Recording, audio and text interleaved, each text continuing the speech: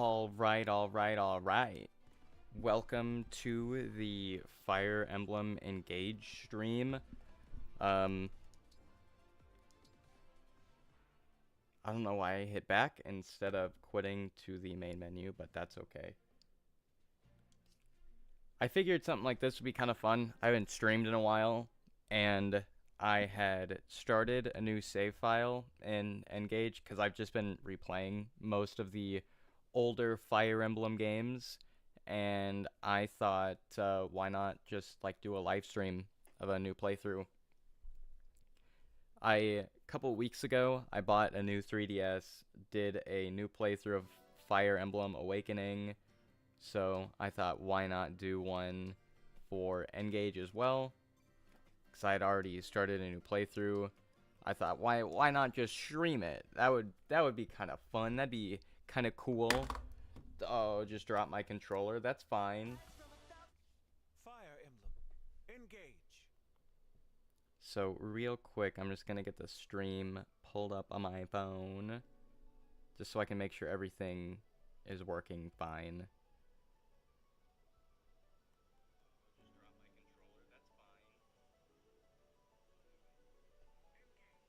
Yep, everything's good.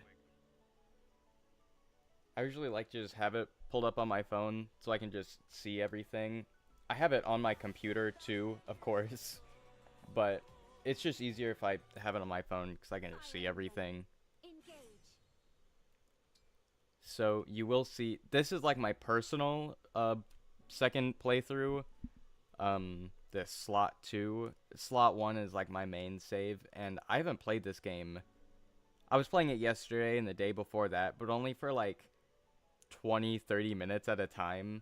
Like, I haven't sunk a whole bunch of time into it recently, but before that I haven't played this game in months on it. It's been a pretty long time, and what I'd like to do, what I was doing for Awakening was I'd wanted to replay like all of the content. So I wanted to do all the paralogs, all the DLCs, but then I had realized for all the paralogs, you need to kind of grind for supports to unlock the second gen paralogs. So I'd have to do a little bit more grinding. And some of the DLC is really tough, so I'd need to grind for limit breakers. And I just kind of realized at this point I'm not really playing through all the content. I'm kind of just like grinding my way through all of the content, and that didn't seem as fun.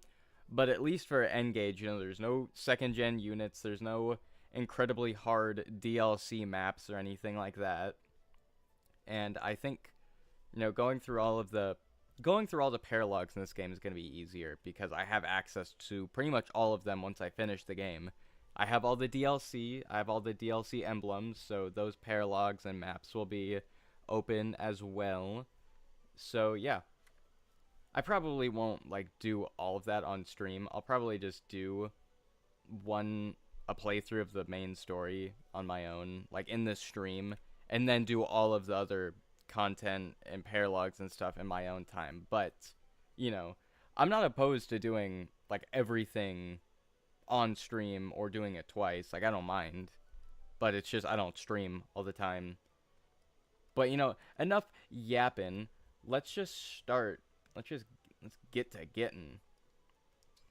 So I will be doing a female Aleer, not because there's any like special classes or exclusive skills or anything. My main save, you already saw it. I use male Aleer pretty much all the time, and I pretty much never use female Aleer. And just so I know, I'll put an S there. Yeah, we'll do it. This is a thing you kind of do in like Fates and Awakening. It's like a parent kind of thing.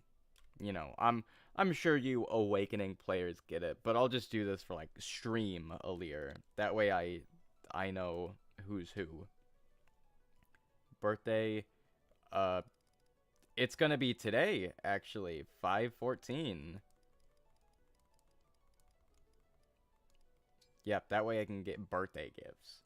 And I will be doing normal casual. I've done hard casual before, and it doesn't lie. It is hard. But you know, we're just gonna be cruising. I don't feel like doing some tough challenge or anything like that. I just wanna go through the game somewhat normally, somewhat casually. And I haven't put what you saw in the save files like 148 hours. That's pretty much all the time I put into this game. Like the other Fire Emblem games, I've put in significantly more time. Kinda, sorta, not really. I don't know. I'm not like a master at N-Gage, is what I'm trying to say. I've played this game a couple times. I've only finished it once, actually. I've never finished it twice. But we're gonna have fun, okay? And then usually, I always find the music to be just a little bit too loud, personally. So I will be... Yeah, turn off those tutorials, because I already know what I'm doing. I've got this. Those get super annoying as well. You have no.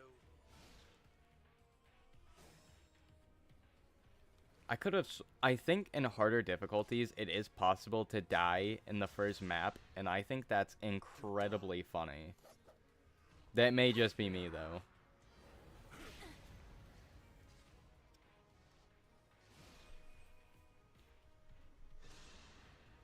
Because I think in normal playthroughs, he can only... Whatever his name is. Solon? I forget the main villain's name. It's time. But, yeah, I'm pretty sure he can actually just kill you on harder difficulties. I'm playing on normal, so I would imagine he has some chill. But yeah, I think in harder difficulties, he can actually kill you, which is really funny.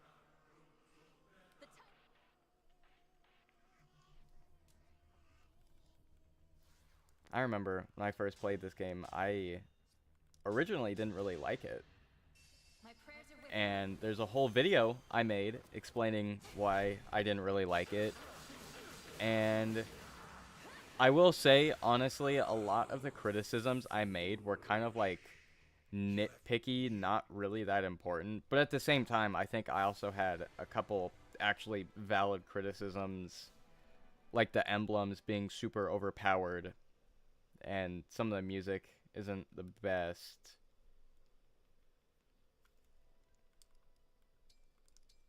I legit almost saved over my 150-hour save file. That would have crushed me. I remember one time I did do that in Awakening. I saved over because I had a grind save file, and I was doing a second playthrough, and then I had saved over my main save, and that hurt.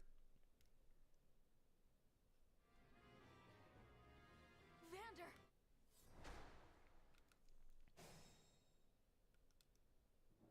What All right, well, welcome, Devin O. I'm surprised I have a viewer this soon. I just imagined I'd be talking into the wind for at least half an hour, but welcome. Never understood this scene in context. It's not even a media res. Yeah, media res scene never happens at all. Gonna be so real. I don't know what you're talking about. Which scene? Like the opening one, or...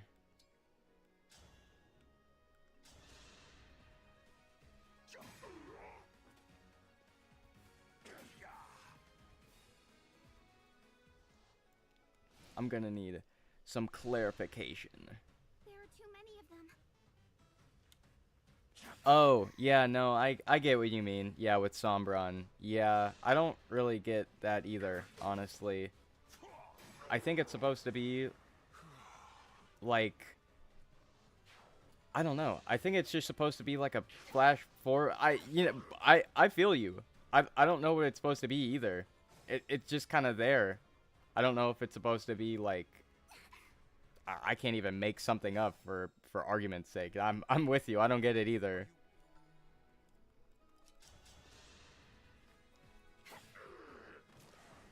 I had to stop you. But yeah, no, I I hardcore agree. It just looks cool, okay? I think it's supposed to be like a flash forward. Like, Fire Emblem Awakening had that where you were fighting whatever his Fire Emblem Awakening is like my favorite game ever. I've put almost 1,000 hours into that game, and I can't even remember the main guy's name, the villain. It started with a V. Whatever. Robin's dad. Yeah, there was some like fight that was like a flash forward at the very beginning of the game, and I think that's kind of what it's supposed to be. Valadar. Yeah. I'm terrible with names. I'm so bad. But yeah, Valadar. I think that's kind of what it's supposed to be, like a flash forward, like Awakening sort of thing. I think, maybe, who knows?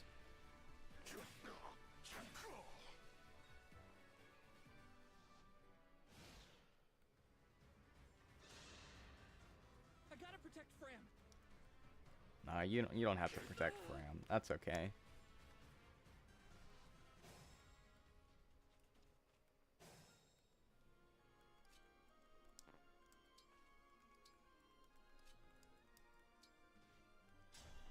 Now, for this playthrough, what I'd like to do is use some units that I didn't really use in my first playthrough. So, you know, units like Etier and Boucheron and junk like that. I can't remember exactly who I used in my first playthrough. I know I used all of the Royals because they're just broken for no reason. Like how Saline has Ignis, Tamara has Sandstorm. Like those Royals are overpowered. It's mostly just because of the exclusive classes they have. It's not really them themselves. Oh my gosh, this music goes crazy. That's one slight problem I do have with this game. Overall, I think the classes and skills, they're really good. And I like how you can learn skills for, you can learn it like any of the emblem skills. As long as you have the bond rank and bond fragments and everything, you can learn all of the emblem skills. And I think that is super cool. And it's not broken or anything at all. While you could just get all the good skills, like, I don't know, like, all the skills and rankings or anything, but, like, you could use, like, Vantage and, like, Holdout Plus or whatever. Like, you could use the same skill on every unit if you really wanted to, but, you know, some units have classes that make some skills work better. So, I guess what I'm trying to say is, even though you can have pretty much whatever skill you want, it feels sort of balanced in a way because the classes have their own flaws that you can cover up with the skills. But one of my main problems is, you know, like I said, Saline has Ignis, not Diamant. Diamant has Soul, and what's his brother's name? Alchrist. I'm doing so bad with names today, it's not even funny. Alchrist can have Luna. And my problem with that is those skills are super good, but they're only, since they're exclusive to those units, just automatically it makes the Royals better. Because if you look at other games like Fates or Awakening, yeah, you could, okay, I need to reset my brain here. I don't know what I'm saying. In Fates and Awakening, like, the Royals did have some special skills, like Chrom and Lucina have Ether, and, you know, Robin has Ignis, and things like that, but, you know, those were few and far between. So if you wanted skills like Luna or Astra or something, those were just basic skills that as long as those units had the class, they could learn them. So it felt a lot more fair. But then in Engage, those offensive skills are exclusive to Royals. And since other units like, you know, Etier, Boucheron. I don't know why I'm specifying Etier and Boucheron. Because I already mentioned them earlier. But, you know, units like that can't learn Luna or Ignis or Soul or anything like that. So automatically they're just worse because they can't learn offensive skills like that. So that's my problem with that. Yeah, Bencheron. Yeah, I did bench Boucheron. I like him though. He's a cool guy. I live to fight again.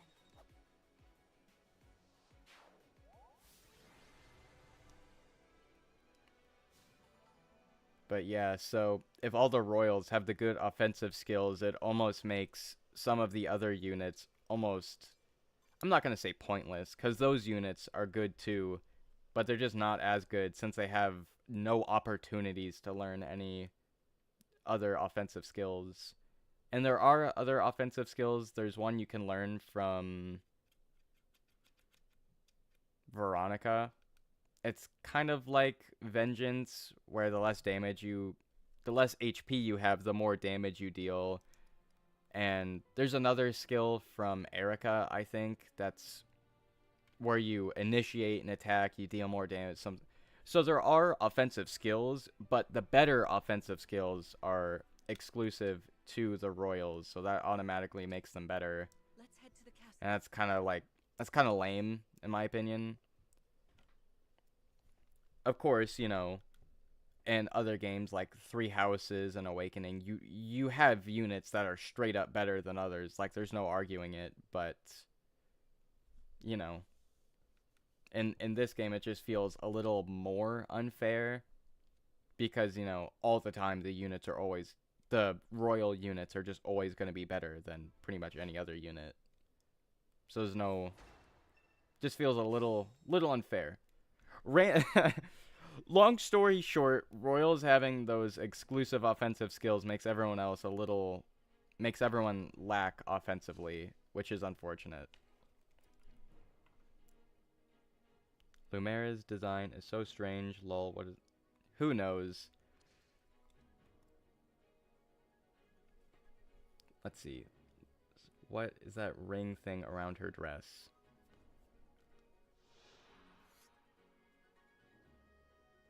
I mean, yeah, I don't know. It's just like, oh, royalty and fashion do not go together, okay? Like, I don't care who you are. If you're royalty, you are going to be wearing the most awkward fits known to man. That's just the rules.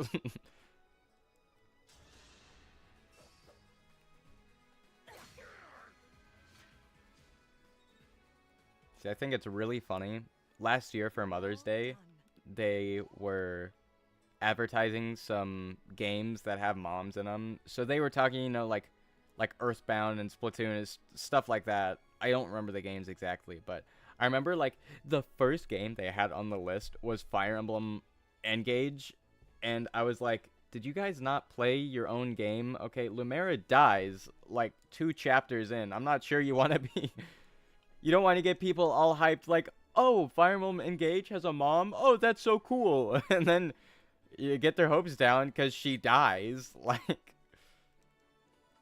I could have sworn I turned... Oh, no, I just ended my turn. Okay, this is fine.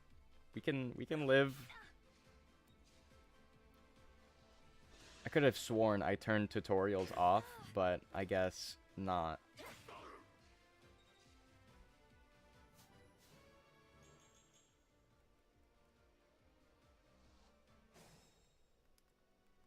Okay, let's see. System. Settings. Tutorials will not appear during gameplay, with some exceptions. Okay, yeah, never mind. Fram, since I goobered up, you gotta heal me. Ended my turn just a little too soon.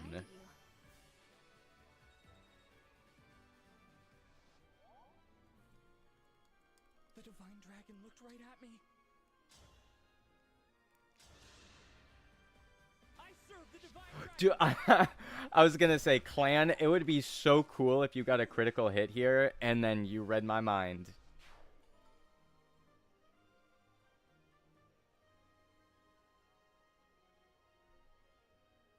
Yeah, I kind of hope they do too. I think the asset and flaw thing was super cool. Let you customize your avatar just a little bit more. It also was just fun as like a challenge kind of thing where you could give yourself like a terrible asset and a really bad flaw and stuff like that. Like, can you beat Fire Emblem Awakening with luck asset, speed flaw, and things like that. You could just get really goofy with it, and that was fun. It's time.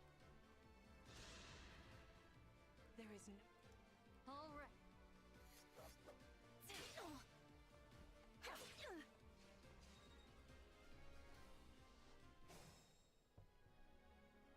Oh, also my mouse is on screen. What is wrong with me?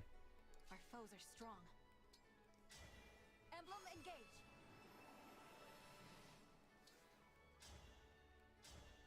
Will this kill? Yes, it will. Fate has brought us here.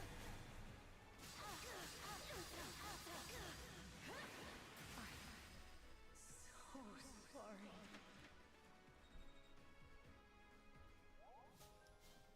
Yeah, you can't tell me that the emblems aren't a little busted.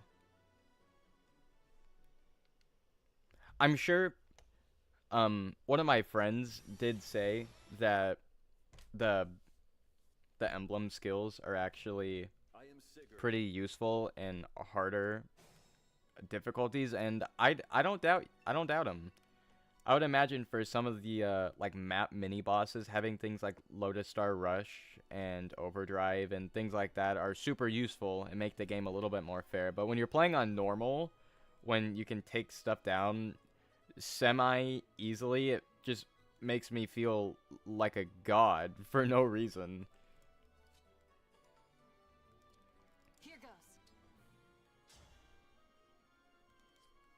Did I not turn it to fast? Let's see, settings. Slow. It's okay. Yeah, here we go. Fast.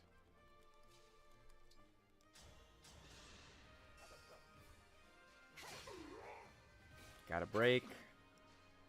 Sweet. And we'll let clan kill.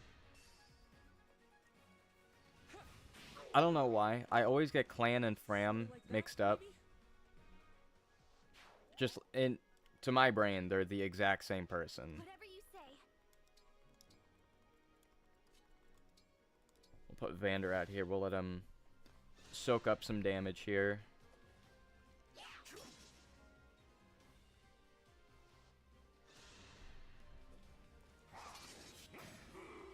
Boom, baby.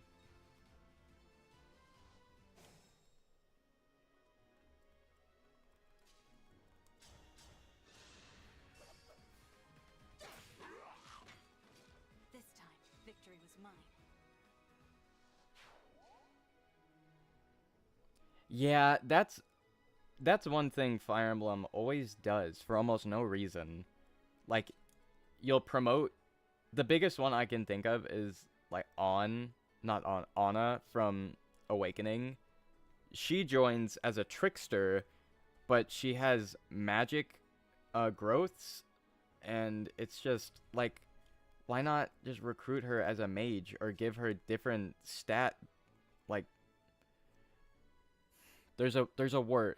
I swear, I think I'm actually getting dementia. It's not even funny. The amount of times I have struggled to find the specific word that I'm looking for has gotten exponentially larger. It's not even funny anymore. Modifier. Yeah, that's the word I was trying to look for. Like, it's either change her starting class or give her different modifiers. And this is a thing Fire Emblem has done for such a long time. Like, yeah, clan has more strength than magic. Okay, cool. Start him out as like a whatever class Fram is in. A martial monk. They use strength. Boom. There you go. Problem solved. Or just give clan different modifiers. Like, it's not a huge issue. Like, once you start reclassing and changing classes, you can adapt to it and give them a class that works better with their modifiers. But yeah, I do agree. Sometimes I don't think the devs are thinking about, modifiers and starting classes. They're just like, yeah, give them this class to start out with. And it's like, what? That doesn't make any sense.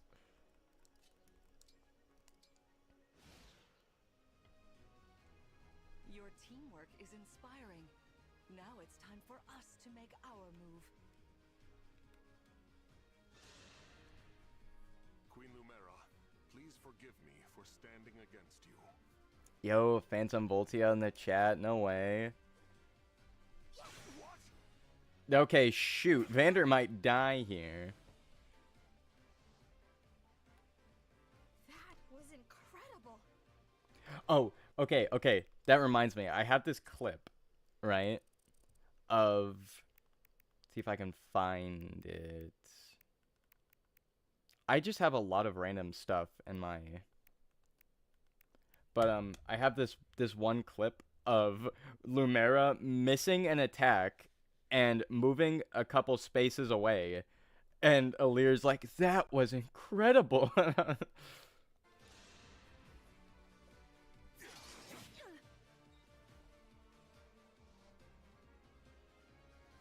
was incredible. Yeah, I think Alir is just easily impressed. I also just realized I have this photo. I'm just gonna acknowledge it because I know other people will. I do have this photo of just shirtless Fagato. I don't know why I have this. I just do. I'll just delete this. I actually don't know why I have that. But yeah, I just have a bunch of random clips. Lord Sigurd is Okay, let's just pray. Let's hope that Vander doesn't die.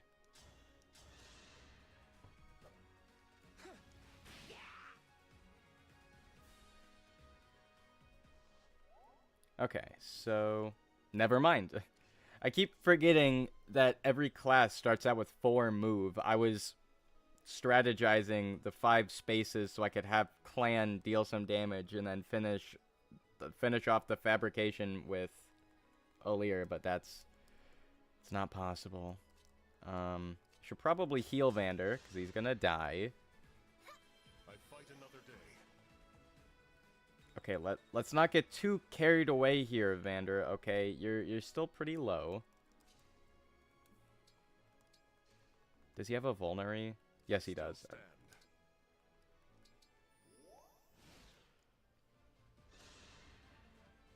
This is your... Please dodge. Oh no. Okay. Yeah, we love it. We love engage. Woo!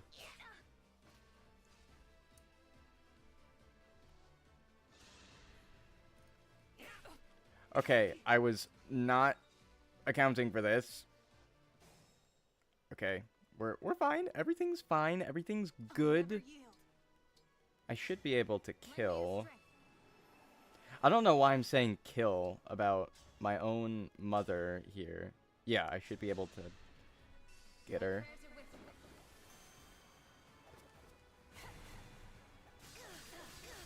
Who is the most powerful protagonist?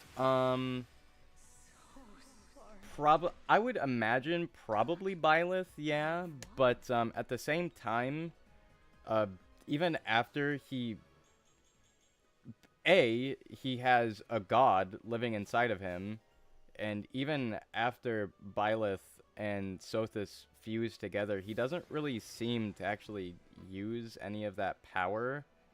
Like, he just slumbered for like 5 years, and that was about it. I would imagine Byleth is super powerful, especially after the Sothis and Byleth fuse. But he doesn't really do anything.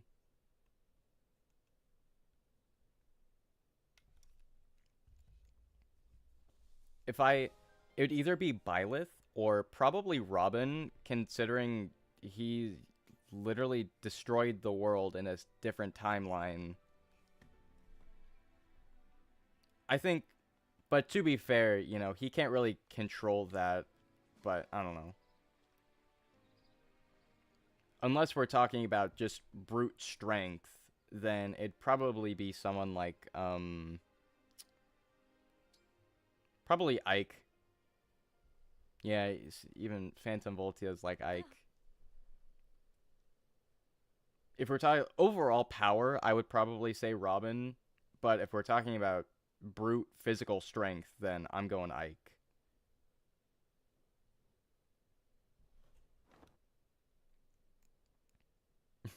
What was that? Oh, there was that one Bond conversation with Ike and oh, I forget his name. The little doctor, not the doctor, but the medic guy that you recruit from the village. He's like, I didn't know emblems were so big up close. Oh, that's not an emblem thing. I'm just huge. Yes, here. Can you break? Yes, you can.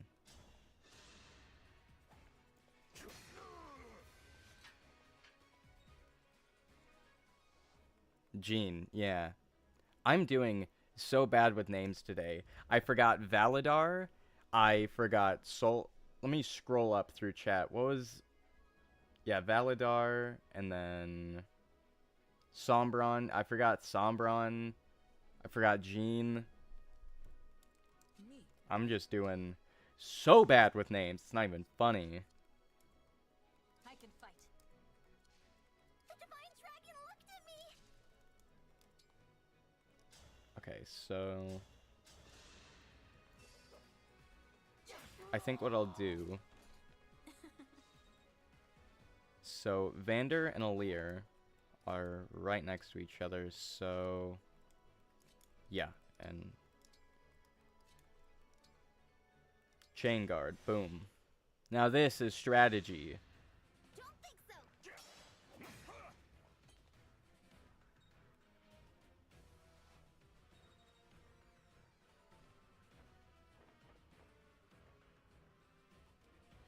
There are too many of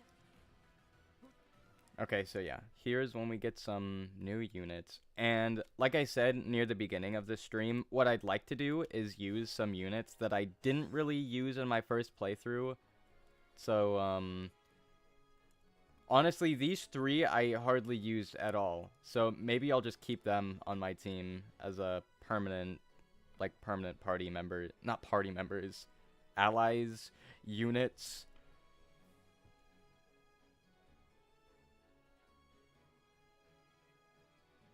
Yeah, exactly.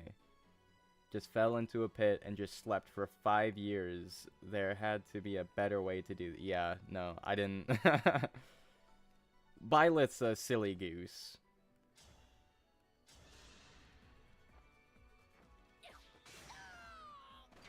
That was a good session. We fight for peace. I know people have made jokes about this, but I think it's so funny that Etier is... She's like a gym rat, pretty much. Like, all she does is work out. But then she's like 4'11".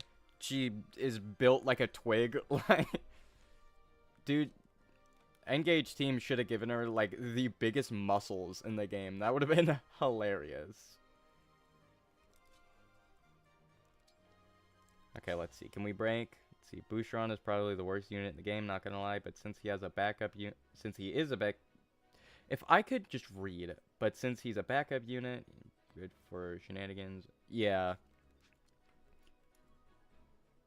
I mean, honestly, whenever I'm just doing like the main campaign of Fire Emblem games, I don't really care about tier lists.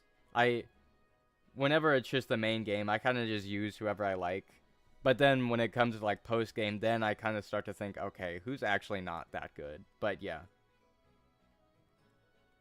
I won't get lost.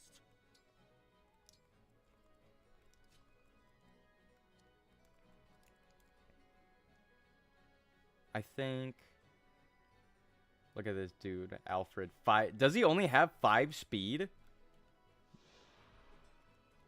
Oh, well, the weapon is weighing him down. Oh, he would have had 6 if he had more build.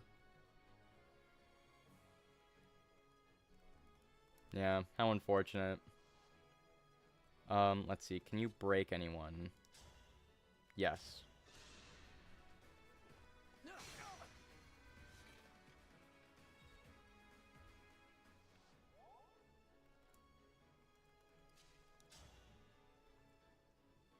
Okay, well, you can kill, and there's a high dodge rate, so we'll just hope that you... Boom. Encounter went beautifully.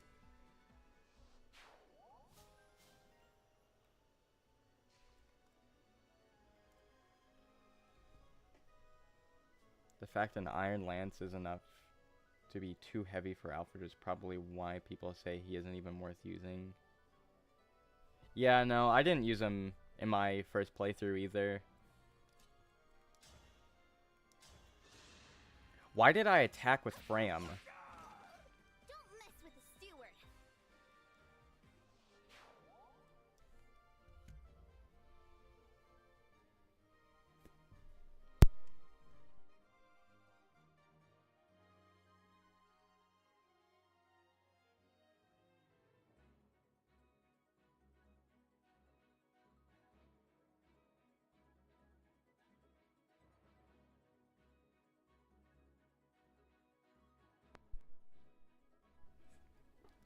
Alright, eventually I need to get, like, a not technical difficulties, like a pause screen. I'm gonna be gone for, like, 5 minutes, chat. Can you be good while I'm gone for 5 minutes? I believe in you.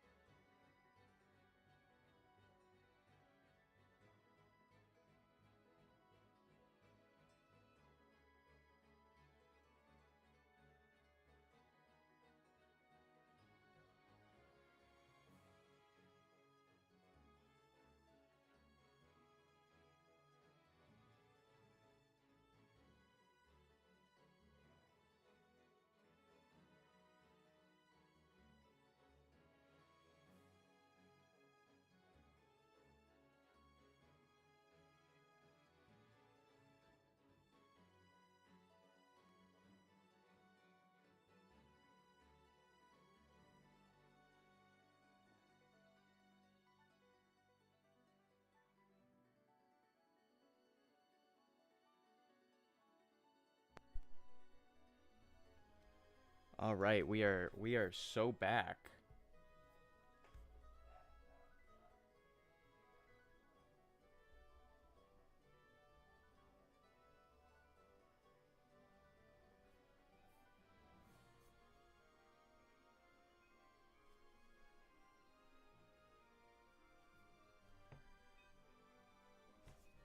Okay.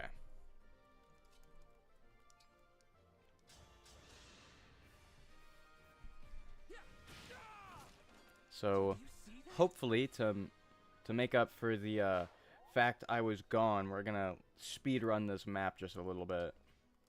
Even though I can't speed run Engage, but it's fine. Who cares?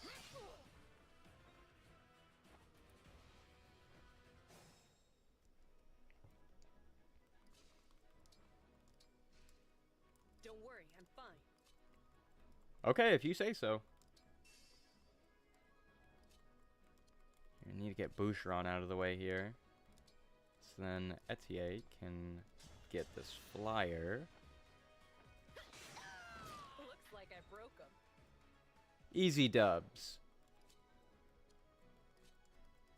Then we'll have Vander not attack that guy because he can't reach. Wonderful. Oh, I can't chain guard. Shoot. Shooty poopy.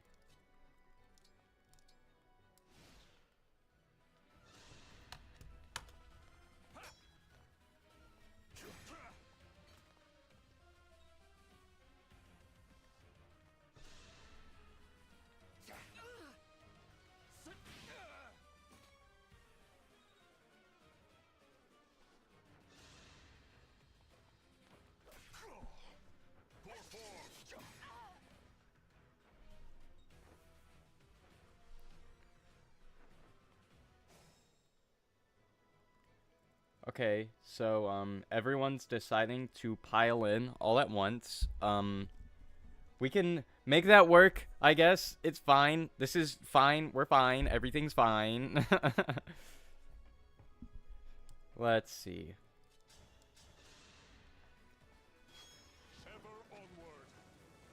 Okay, 5% crit. We take those. Break foes 5 times. Nice. We love that. Okay, let's see. What can break lances, right? Lance, yeah. Axes break lances. Okay. Boucheron can make it up here.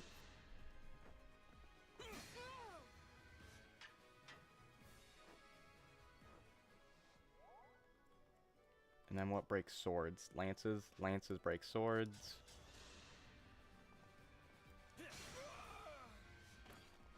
Yeah, ever since Engage added the whole breaking and smashing thing, I think this is legit the only time I've ever actually cared about the weapons triangle. I know it's a thing in every other Fire Emblem game, where you're supposed to like, oh, well, swords are better than axes, and this, that, and the other. And I just, like, I always saw the weapon triangle and went, okay, don't care, I'm just gonna attack whatever is in my area. So I'm glad Engage kind of actually incentivized it, even though it was incentivized in the older games, because I think you'd get like more hit and avoid out of it. But most of the time, honestly, as long as I'm like above the 70s range of hit, I kind of don't care. So it's nice that Engage went, okay, well, if you do the weapons triangle, you can break foes and they can't counterattack. Because now I'm like, okay, I'll play into the weapon triangle thing here.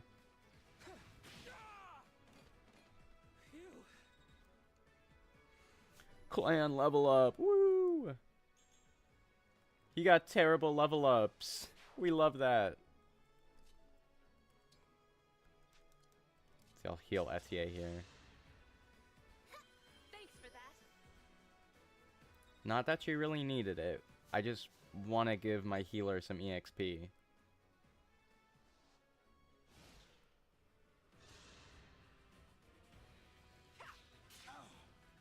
Dude, he got shot right in the face. Ow. That's gotta hurt.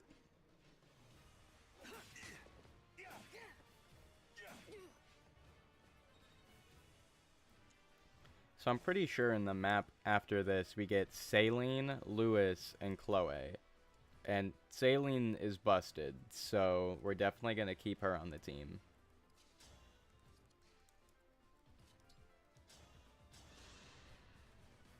I'll take this. And he missed. Clan has gotten 2 low odd critical hits in this one stream alone. That is insane. Clan really decided to lock in today.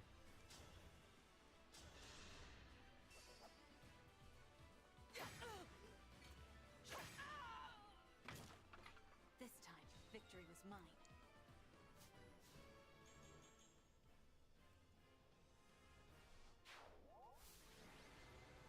All right. Doing good, guys.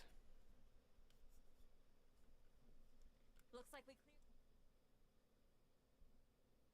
Whoever it is. Oh no. This definitely isn't Vale in a hoodie or anything.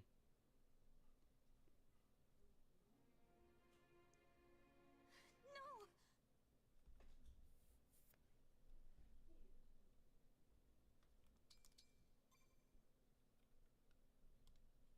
I remember when I got to the whole Lumera death scene. I'm gonna feel zero shame in saying this. I did shed a tear, but then it just kept going and going. Her death scene went on for what felt like an eternity. She would just keep like fading and then coming back like, "Oh, I'm going towards the light. Oh, by the way, one more thing. Okay, now I'm actually dying. Oh, but actually, you know what, scratch that." And it just did that like 5 or 6 times. And at the end, I was like, "Lumera, can you just hurry up and die? Okay, this is getting annoying." And I was like, "Oh, this is so sad." And then at the end, I was thinking, "Okay, just hurry up and perish already. This is aggravating."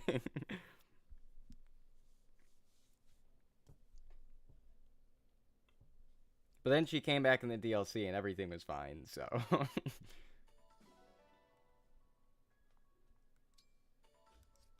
Alrighty, so can't really do anything with the storehouse for now, and I don't have any bond conversations either, so yeah.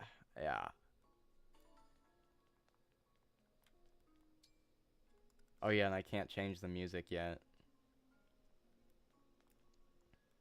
Oh, Okay, so also, hot take. I think the monastery in Fire Emblem Three Houses, it's good, but my only criticisms are it's too big and the layout makes not the most sense. But I think the Somnial is like the best like hub map, hub world we've had in any Fire Emblem game. It just works super well. It's not too big. It has plenty of stuff to do. Overall, I'd give it a 10 out of 10.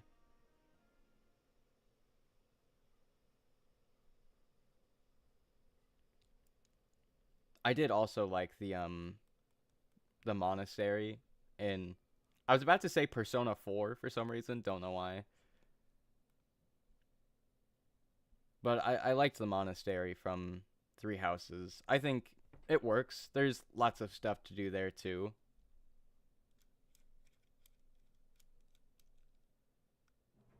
Oh, Yeah, here we go. Now we get Saline. Danger loom.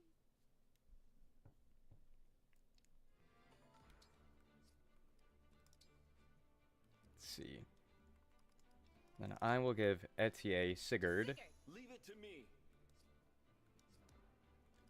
I don't know why, but it feels like there's so many like small women in this game. Like Etier, Saline, Vale. It's like It's like Engage team went, okay, what if we made just a lot of little guys? Like, they're just little guys. They're just little tricksters. They're just silly little guys. You wouldn't hate them, would you? No, of course not. They really just filled this game with shorties. Yes, everyone's gonna be below 5 foot.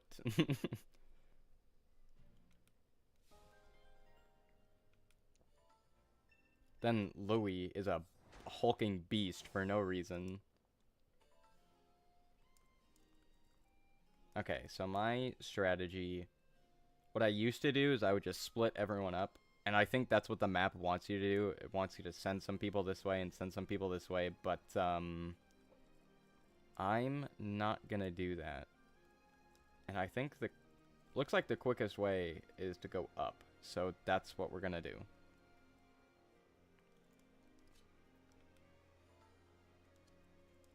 I forget what I even get. Okay, so you get a javelin from this house.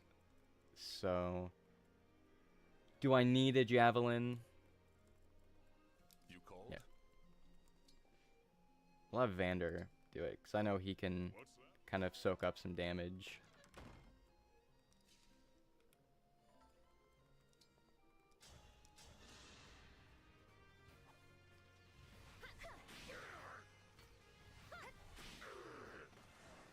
I will not forget your loss. For the Divine Dragon! I'm all set. I don't know why. Every now and then, I think about whenever you send Boucheron into the training facility, he just goes, "It's me, Boucheron." It's so funny for no reason. Whatever you say. For the divine It's almost like dragon. the whole "I am Ferdinand von Aegir," but just funnier, almost. Understood.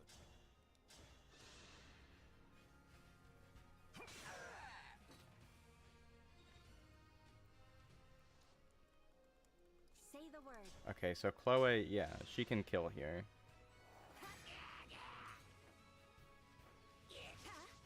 Got the dodge, nice. I'm sorry.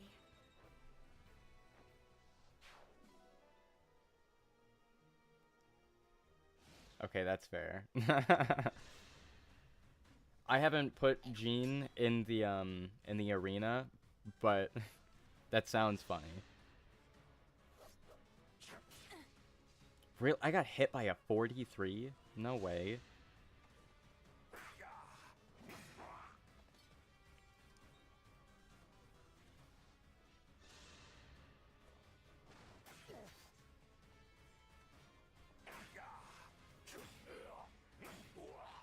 Yeah, this is why I had Vander here, because if I sent in anyone else, they would have been dead by now, I think.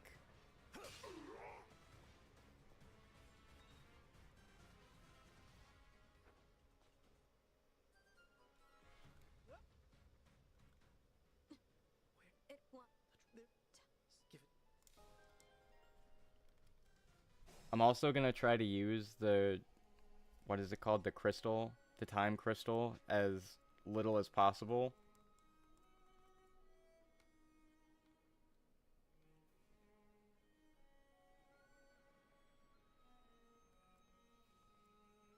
Yeah, no, Vander is a good Jagan. I mean, granted, like, all the Jagans are, because their purpose is to be that, like, buff unit you have early on, but yeah, no, he's pretty good.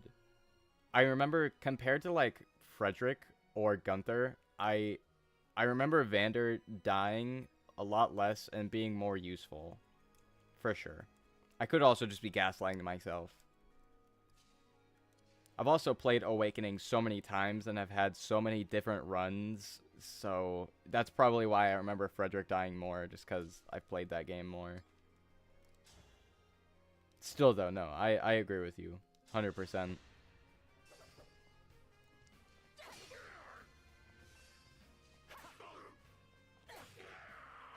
Boom. I had to stop you. Okay, we got a hand axe. That'll be good for Boucheron for some range.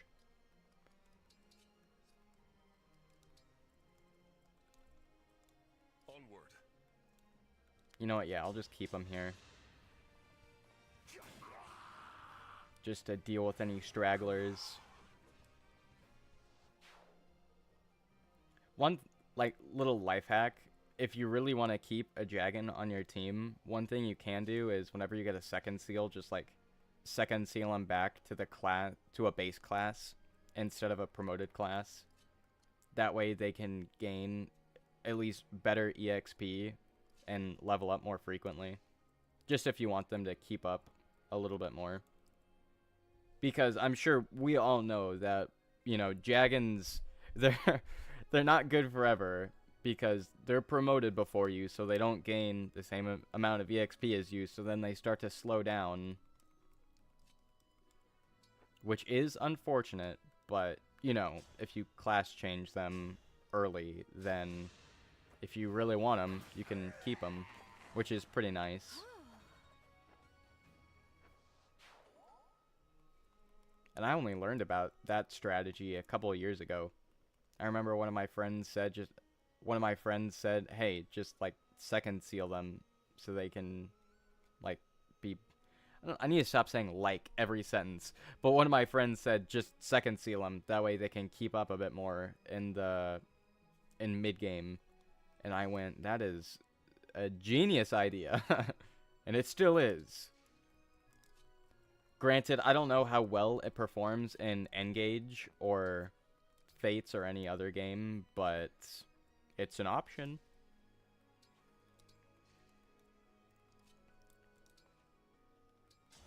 I will for sure chain guard here.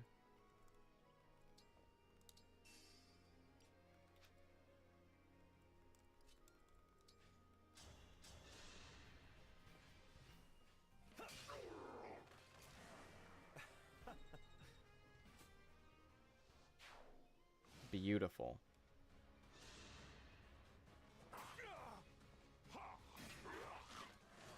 For the divine dragon.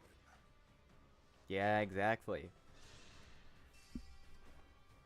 I've got you.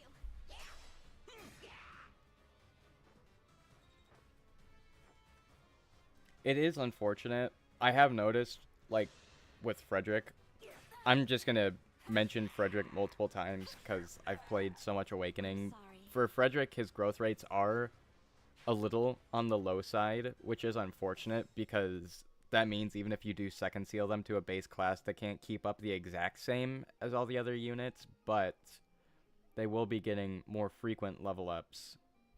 And you could make it work if you were desperate.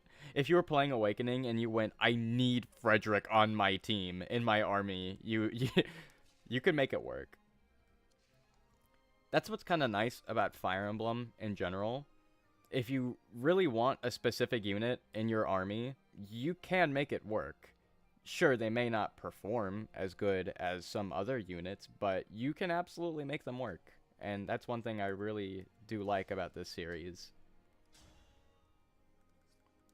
You know, of course, you will have those tryhards that will go, ew, you have Tharja on your team? She sucks.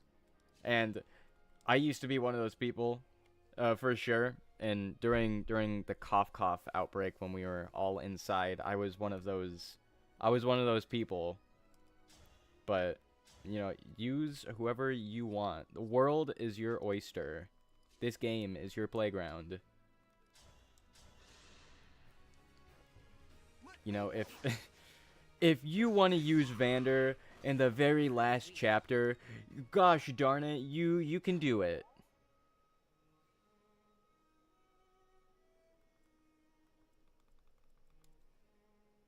Okay, now I'm worried for Etier because I know everyone's gonna get right in her grill and she's not gonna be able to counterattack.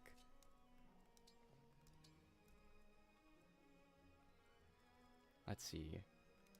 Oh wow. I've cleared out more enemies than I had originally thought. Okay, so I'm gonna have Saline do her little... Grant me your strength. her little thing. I feel I forget what it's called. Yeah, Warp Ragnarok. I swear. Warp Ragnarok? It's so overpowered. Because you can just teleport almost anywhere on the map. And it does a pretty decent amount of damage. Let's see. The first run I did DLC, I trained Etier and took a bunch of dragons and Tiki, Paralog. In Awakening, I usually baby and give a lot of extra unnecessary. Yeah, yeah.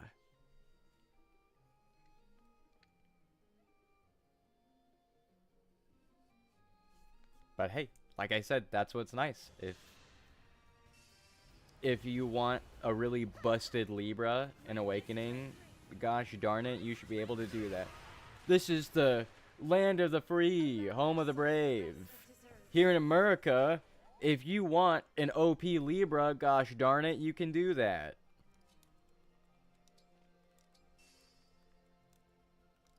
I think it'd be really funny if you, like, lived in Canada or something, so then the whole land of the free, home of the brave does not apply to you, but... But yeah, I get what you're saying, for sure. You know what? Looking back on it now, I probably shouldn't have used Warp Ragnarok on a basic enemy. I should have saved it for Rodine. That's okay.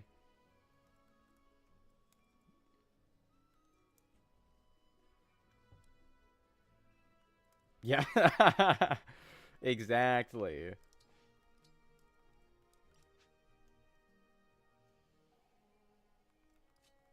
Is that like a real thing though?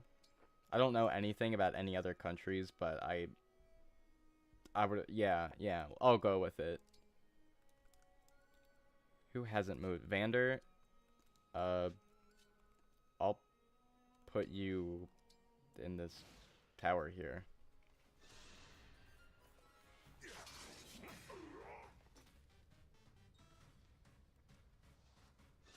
That's true. Yes, for sure, for sure. Yeah, yeah. That legit almost slipped my mind.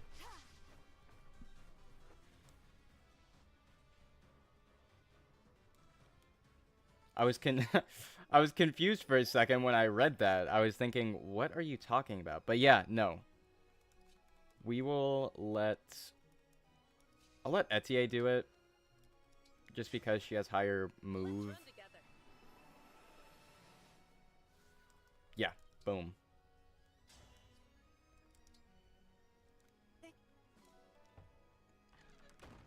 It's kind of hard to come across money in Engage, so you've really got to get as much of it as possible. power blooms in me. See, where's Rodine? He's right here. I think for anyone who's looking to grind money in Engage, I'm sure there's guides on this, but I would highly recommend giving... If you have the DLC, this will make it 100 times easier as well. You are going to need to grind your Ana a little bit, just so she doesn't die every time you do this, but I need to stop shaking my microphone. I would recommend grind your Ana, at least give her some pretty decently high stats, but I would recommend capping them, and then give her the Tiki emblem, and just go ham, because she has a skill that's something like, the more luck you have, the higher chance you have of getting some money, and Tiki automatically, like, boosts your luck, and there's a skill she has that's like +7, or +5 HP and luck, so, yeah. Just do that for, like, a bunch of different maps. Doesn't matter what maps. And you can grind money pretty efficiently with that method. That's what I do.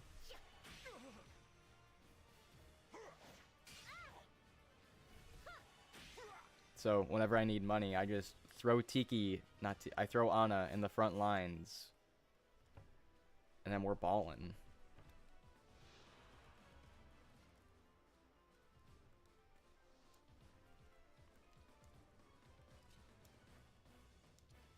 Let's see. Yep, we're still on the same turn here.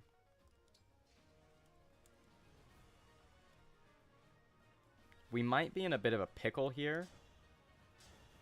I think Salene's gonna die.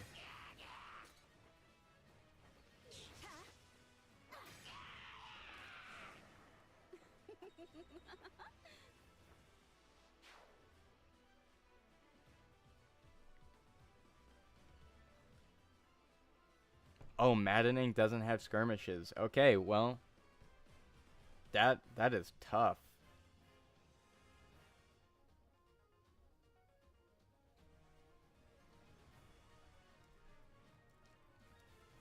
I didn't even know about that. I've only played this game on normal and hard, so I didn't know about Maddening not having skirmishes. I knew that Conquest didn't have skirmishes, which I thought was pretty dumb, in my opinion, but that could just be me.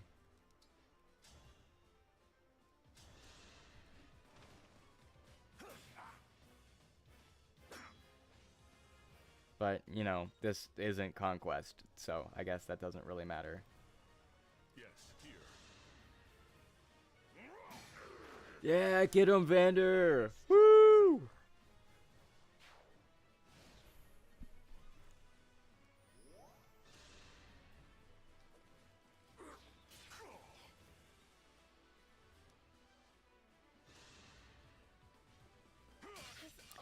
Yeah, that's what I was worried about.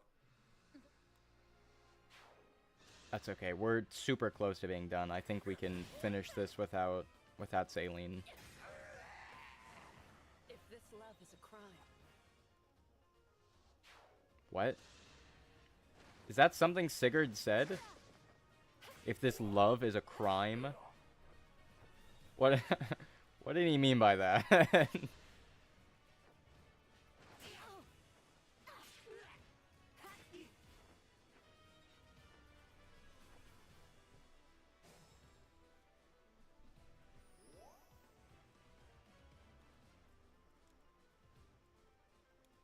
Okay, so we can have Clan deal some magic damage here.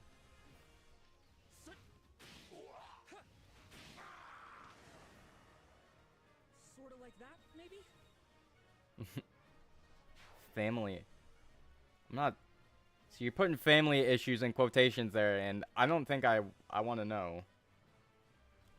I don't think I want to know what that means. starting to feel it.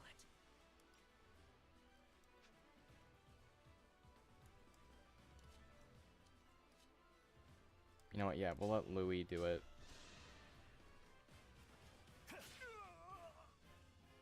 Boom. There we go. I would have won, you know.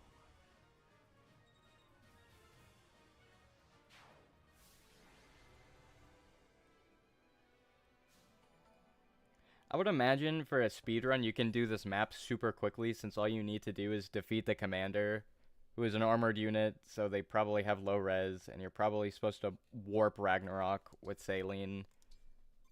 But I did it the long way, and that's okay. You know, there's a whole story about that, with the tortoise and the hare. Granted, I don't really think that applies to Fire Emblem Engage, but You it, saved my it life. might if you tried to.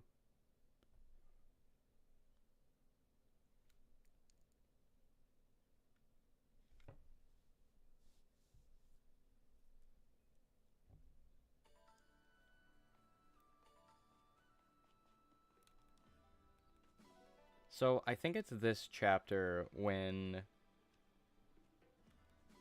the item shop and the armory opens up. I think. Don't quote me on that, but I think after this we get those two shops.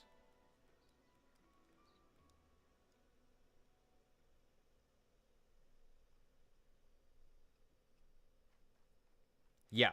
Okay, I was right. And we got 10,000 gold from that.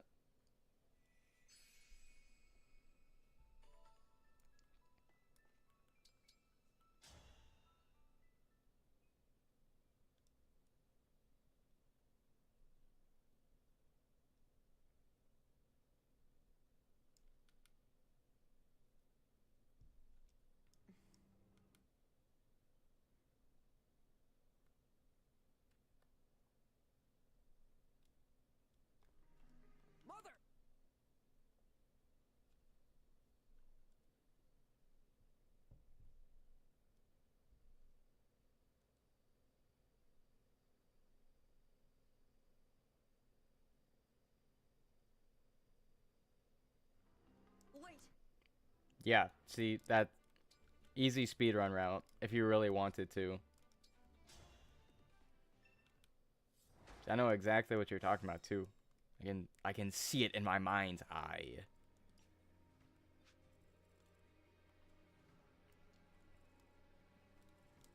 Also, this is like the most cartoon villain I think I've ever seen. Yes. Actually, you know what? I'm gonna retry, and I'm just gonna swap the position Saline's in, because I want her to be able to take out that first unit. I'll probably swap her with Alfred or something. Because Alfred has that extra move, so... Let's see, swap spaces. Yeah, you'd be able to reach now.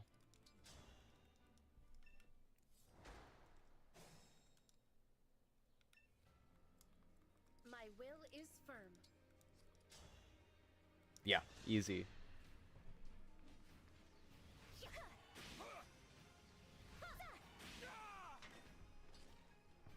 I will not forget your loss.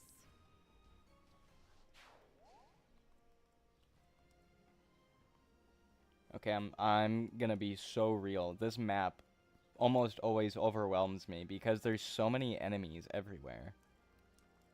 These ones are locked behind the door, but there's 3 here. I usually like to Yes, here. play defense on this map, because otherwise I feel like I'm gonna get my junk rocked.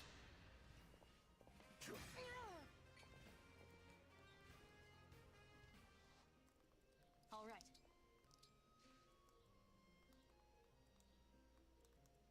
Your orders, please. What's our move? As your steward. I'm all set. Your Okay, steward's just to ready. protect Saline here, I'm gonna do the chain guard. Gotcha. Emblem, engage.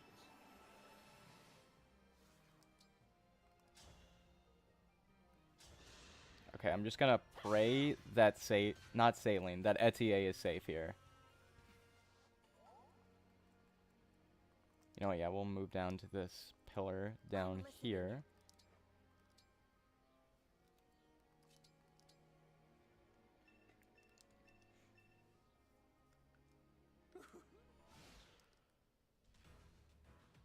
Yeah, I'm sure to Fire Emblem experts, I play this game like a goober, and I'm willing to accept that. I'm just doing my best here. Pretty decent level up.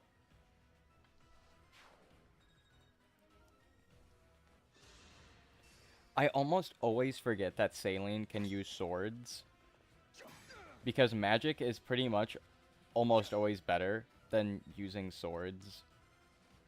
Okay, well maybe I shouldn't say that, because I don't think you can break anyone with tomes.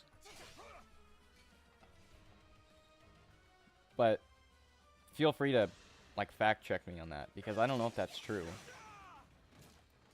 I can still do more.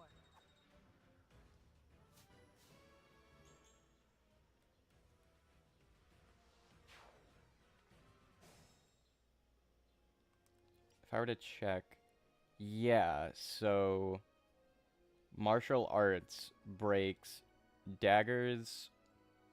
Is it not? No, it's daggers, bows, and tomes. So, yeah. And I don't think it's not in the circle like the axes, lances, and swords are, so I don't think it works the same.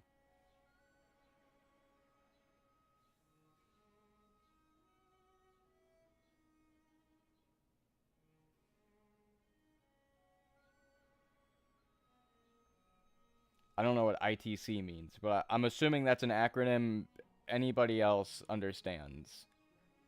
Let's see if I can figure it out on my own. Irritating, toaster cranberries. Yeah, irritating toaster cranberries does sound overrated. You should also tell me what that means, because I have no clue. And I'm going to feel even worse if it's something that I actually know about and I still didn't understand.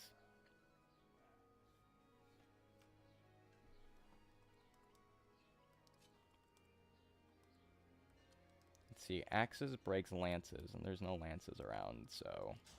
Womp womp.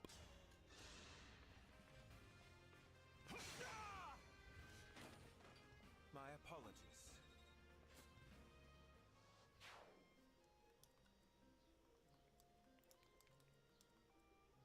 You shouldn't have positioned yourself there, bud. Now I get that extra void on the pillars.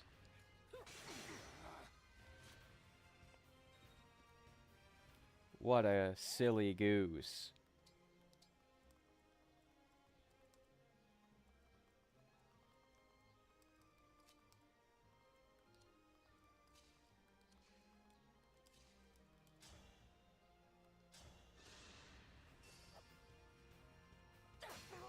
You know what? Actually...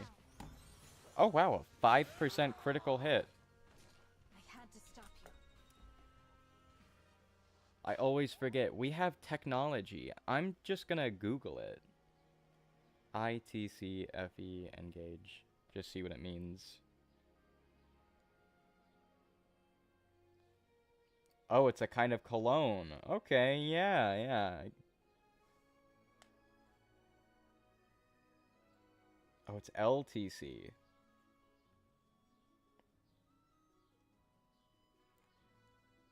Okay, let's see. LTC FE engage.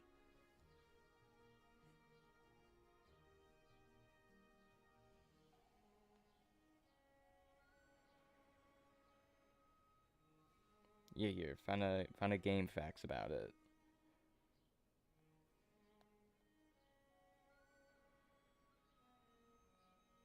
Oh, low turn count.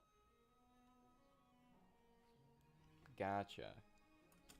Oh, and you also answered it. Low turn count. Yeah, low turn count is overrated, to be honest, or classic. Yeah, I agree. I mean, don't get me wrong, it sounds cool. Like, I would totally watch a video about something like, how can you beat Fire Emblem Awakening in as little turns as possible? Something like that would be super interesting. But yeah, no, I don't think people should prioritize it. Like, having as little turns as possible shouldn't be the goal every time you play Fire Emblem. Like, the amount of times I played a Fire Emblem game and a map took me, like, 9-10 turns is ridiculous.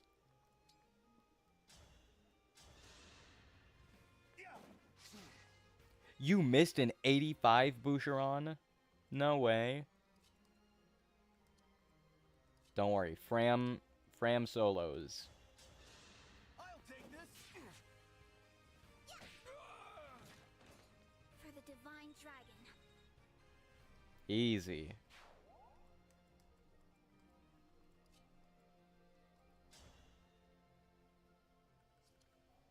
Okay, what does Lance break? Lance breaks swords. Ooh, but if I go over here, there's gonna be an archer. We'll just do this. You'll probably kill anyway. Should dodge. Ah. I was hoping you dodged that. Sorry.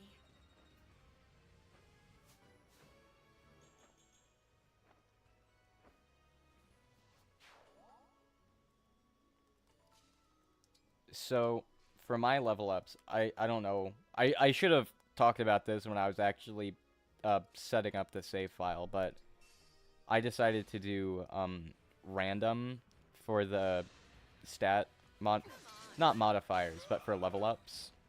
Pretty weak.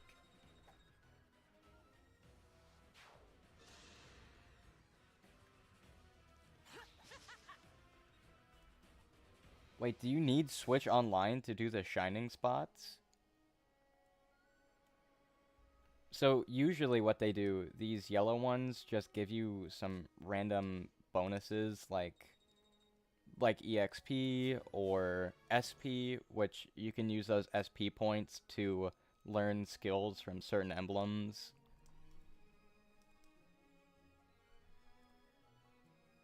Really? You really need online to get those shiny tiles? That is so goofy. I mean, I have online right now, but that is weird that you need online for that.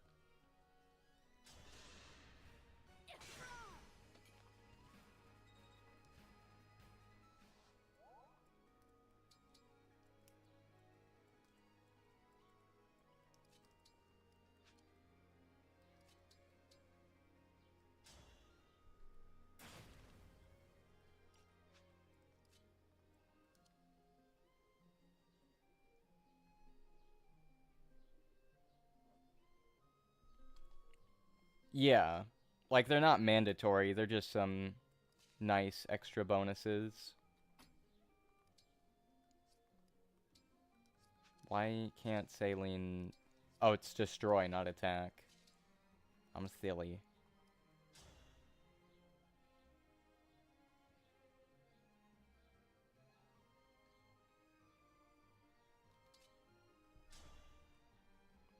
So real, though. Okay, I need to turn my phone back on so I can actually see the stream on my phone.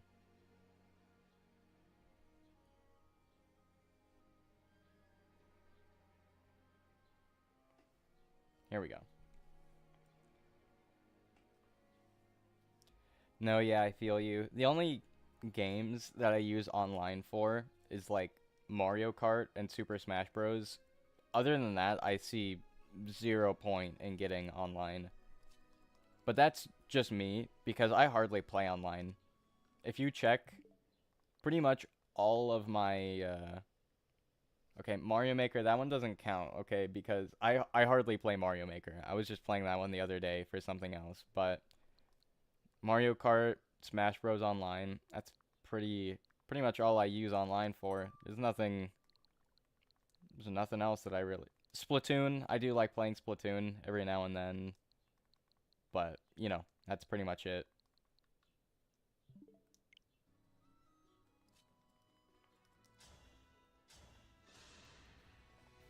So yeah, I feel you.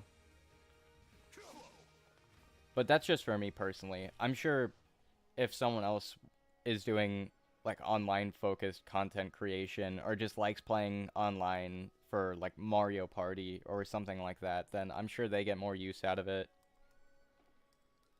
But me, not really. Because I hardly ever play online. It's just not my thing most of the time. But I for sure will get random, like, waves.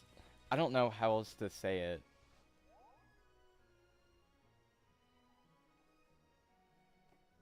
Pokemon PvP? Yeah, that's true. That's true.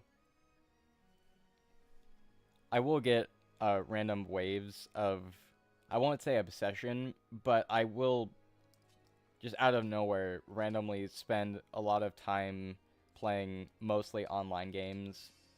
Like sometimes randomly I'll just be playing a lot of Mario Kart online or a lot of Fortnite and things like that.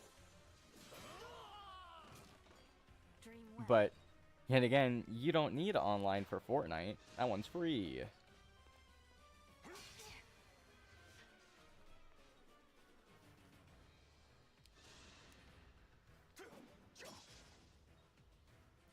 See, I mentioned this in an Instagram story of mine one time.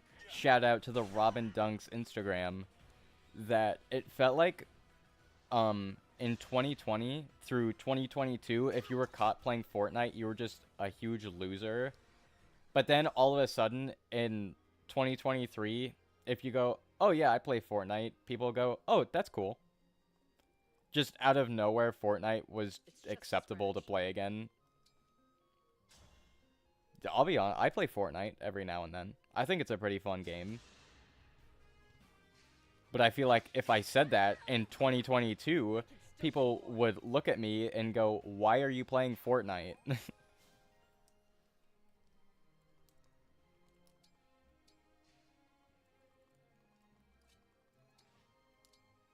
I just want a game in peace. But yet again, I play all the games that people question.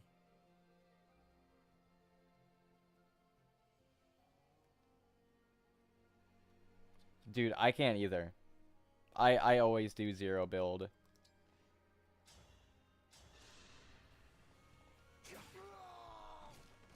This is the mission of the stewards.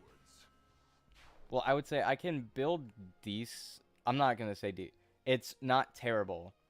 The only reason I really do zero build is because I don't want to start, you know, I don't want to get in a confrontation with someone else and then they build a 60-foot skyscraper.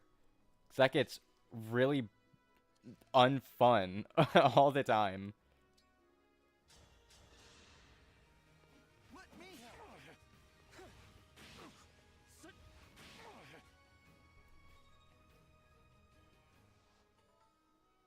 See, I attacked the wrong enemy, but I can make this work. I'll take this.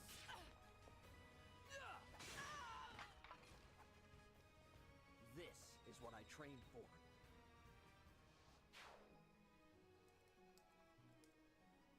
Dude, for real. Saline has so much hair for no reason. But to be fair, so does Alear. Alear has a lot of hair as well. Like, that's a lot of hair. But then, if I could not do that... Well, then this is a lot of hair, too. This is just too much hair. Say the word.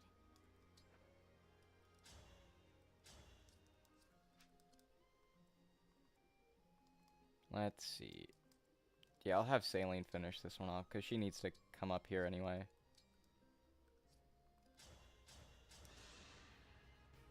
Let me help. Wow. Okay. I will not forget your loss. Yeah, Chloe has... For sure, for sure. Like, whenever I think of people having long hair... Well, I don't know. This is still pretty long.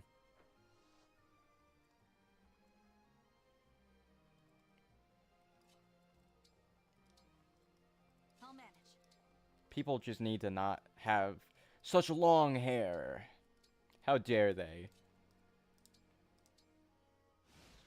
That's kind of cringe, I'm not gonna lie. I don't know why I said that. Do you guys ever just say anything and then immediately you just go, why did I say that? That's me right now.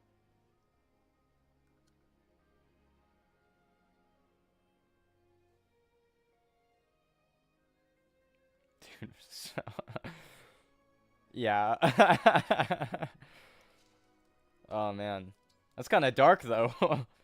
But yeah, no, I feel you. Okay, so we're gonna have... Emblem engage.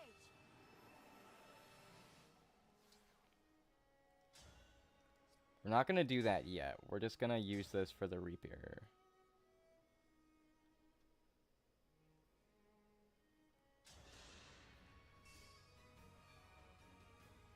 Ready yourself. What is with all the low-level crits? This is insane. I think this is Alear's third crit just for this one map.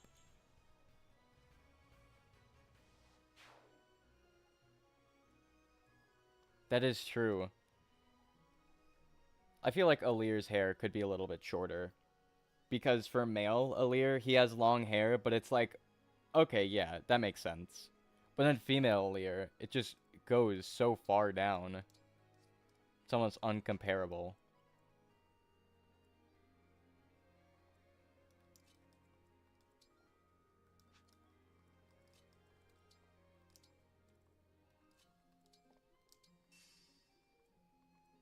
Okay, so you got a Rider's Bane. And that would be good for this Lance Cavalier.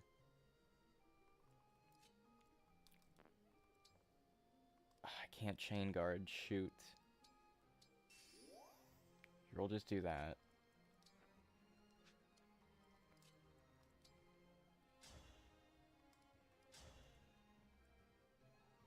Ooh, that's an 84. Not worth it. Let's do this because you'll break.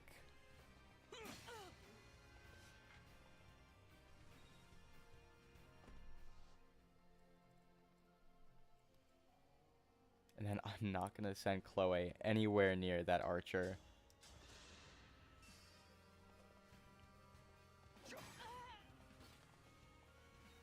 Beautiful. We'll just have Chloe finish you off. You know what? That was actually a bad idea because there's an archer on the other side of that wall. Shoot. We'll just hope that she lives.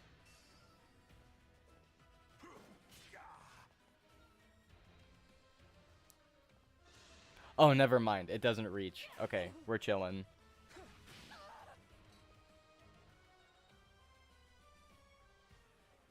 Had a mini panic attack there.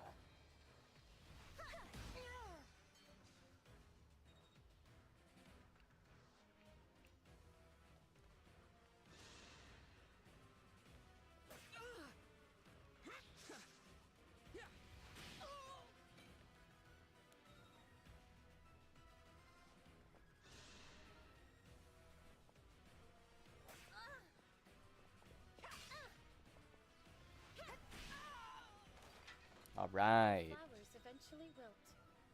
Yeah, you're about to wilt yourself there, Saline. You're not doing super good. Thank you. And Fram gets a level up. Please be something good. It's pretty good, yeah. Would have liked some defense, but speed is good too.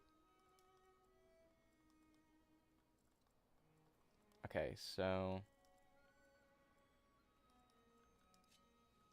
Okay, I need you to get out of my way immediately.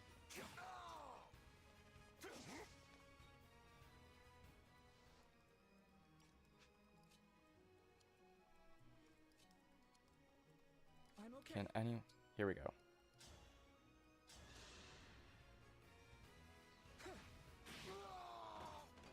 Did you see that?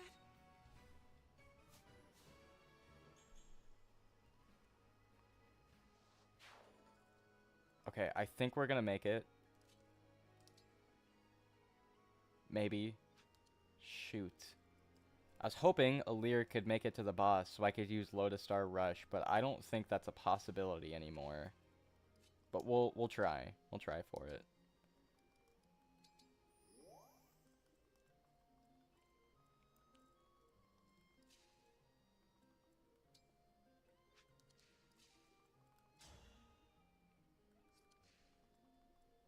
Jeez, I feel like I have worked myself into a perfect mess right now.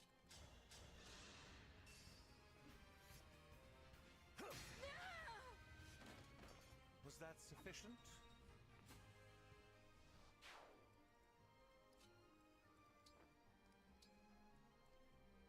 Okay, Saline is fine because she's not engaged, so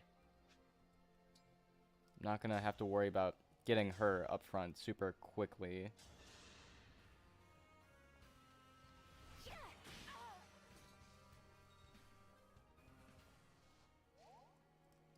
Can Boucheron kill? Yes, he can.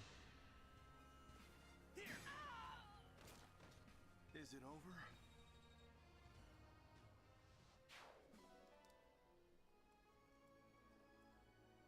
Okay, yeah, we need to get this archer out of the way. 'Cause I don't want Chloe to die. I'll take this. You were a good fight.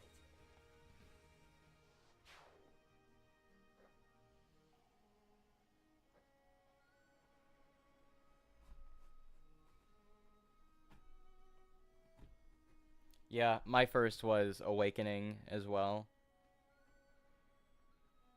Uh-oh. Uh-oh. Okay, there might be a like a buffer or something. OBS said it just disconnected for a second. So if it like lags or anything, that's what that is. But yeah. My first was Awakening as well, and Awakening wasn't even the first one I finished either. I finished I think I can't remember. I think I finished the first Fire Emblem game I ever finished was Warriors, I think, only because that game is pretty short, all things considered. I think you can get through that game in like 10 hours. But, you know, all the post-game and DLC is where all of your time is going to be going. And then, after that, I finished Birthright. And then... yeah, because I've never finished Echoes. So, I think Awakening was like the third Fire Emblem game I ever finished. But, it was my first Fire Emblem game. It's my favorite Fire Emblem game. It's also my favorite game of all time. Like, I am in love with pretty much everything about Fire Emblem Awakening. I love it.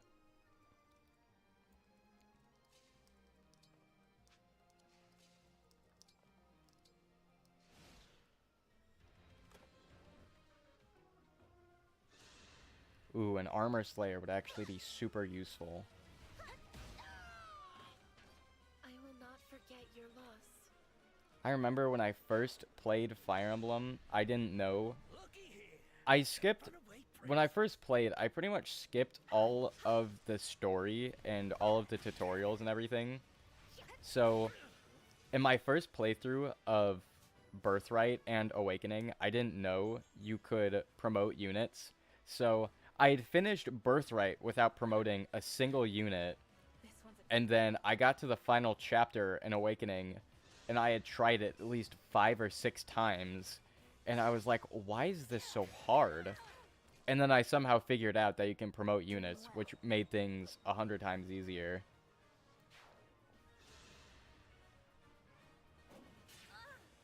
So I was pretty much doing one of those challenges, can you beat Fire Emblem Awakening without promoting, by complete accident. Pretty much the exact same thing happened when I was playing Persona 4 Golden as well. That game, I didn't skip any of the story, but I did skip a lot of the tutorials, and so I didn't know you could fuse personas. So I had beaten all of Persona 4 Golden while only using Izanagi, but what was even worse was I wasn't switching out any of the skills or anything. So I was using really low level skills on the end boss, and I was always thinking to myself, why is Narukami doing so little damage? Everyone else is doing super good, and Narukami is doing pretty much nothing. And I had gotten through all of Persona 4 Golden like that until I did a second playthrough, and I saw that Igor was talking about, you can use all these personas and fuse different ones, and I was like, oh, that would have made my last playthrough significantly easier. So yeah, the very first time I had played Persona 4 Golden, I was pretty much doing a challenge by accident. If anything, I was doing the hardest one because I wasn't swapping out skills or anything. I was using the lowest level skills. And I didn't know about skill cards or anything like that, so I wasn't supplementing with any skill cards. I was just using all of Izanagi's base skills and wondering why Narukami is doing so bad.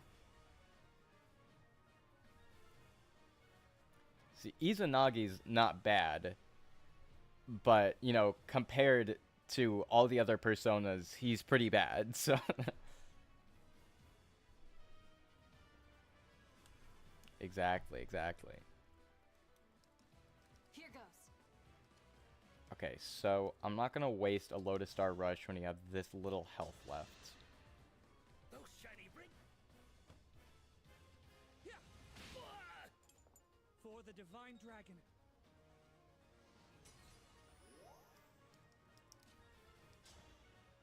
Sheesh, you can kill even without the Lotus Star Rush. I will show you no mercy. Ooh, the divine dragon. If I kill you, I won't have to lick her boots anymore. Jeez, this line was dark. I will show you no mercy. Prepare to die.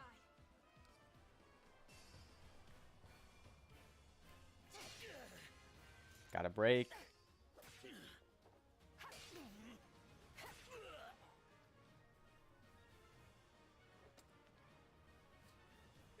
better get out of here. Nice.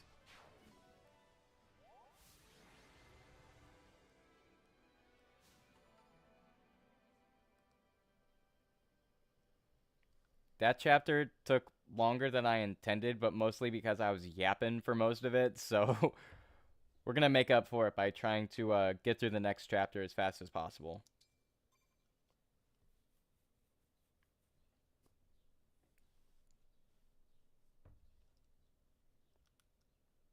So I don't think I receive any new emblems from this.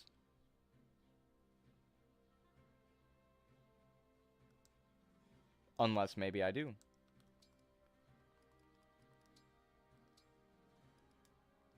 Nope.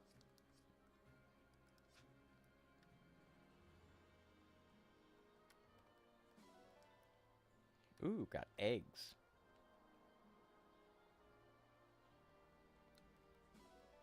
I think it's so funny that Engage added the animal adoption because I don't really think it does anything gameplay-wise. Like, I don't think you get any bonuses for adopting all of the dogs or the cats or the chickens or anything like that. I think it's you can just adopt animals because why not? And I love that so much.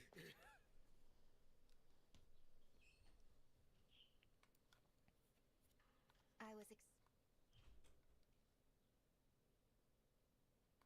One thing that kind of hurts my soul, I remember when Engage first came out, I was playing it a pretty decent amount. The first day I got to chapter 3 and went, okay, yeah, I'm done. But I was playing it, you know, when I got home, whenever I had free time in high school, because I was in high school when this game came out.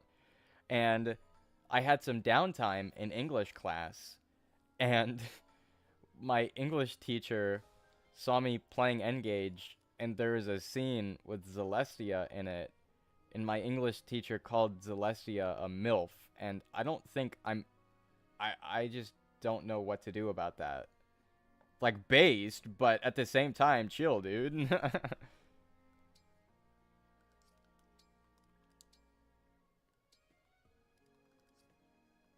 Yeah, that is something I'm never gonna forget. I don't think I can forget.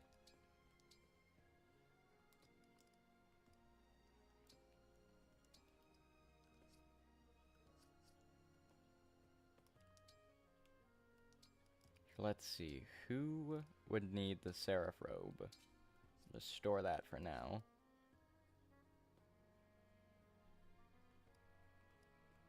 You don't need 3 vulneries. Get out of here.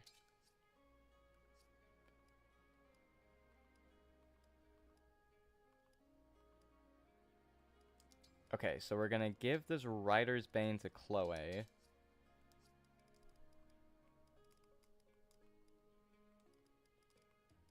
If I could find her. I'm losing my mind here. Here we go.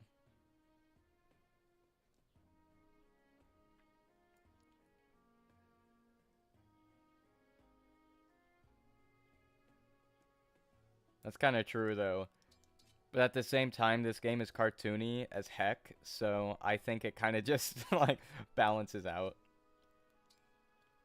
Like, if you're playing Fire Emblem Engage and you're hoping for the most gripping, heartbreaking story, you found the wrong game. This is like a Saturday morning cartoon.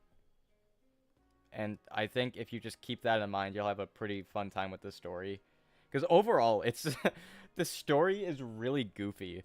I love how Three Houses try to have this really, like, gritty story, kind of like Game of Thrones or something. And then the very next game is It's so silly, and I love it.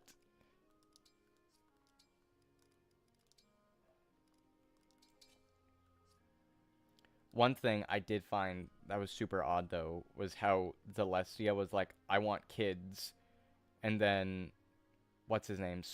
Not Solm. Need to scroll up through. Not Valadar.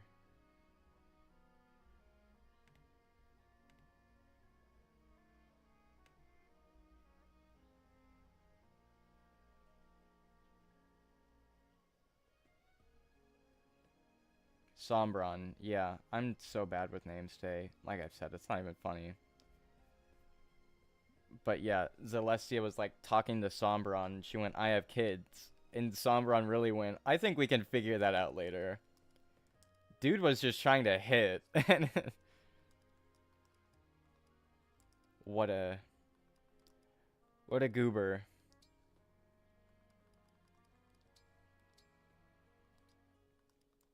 Let's see, what do we have for lances? A silver lance. Gladly take that. Don't know where we got a silver lance this early on, but okay.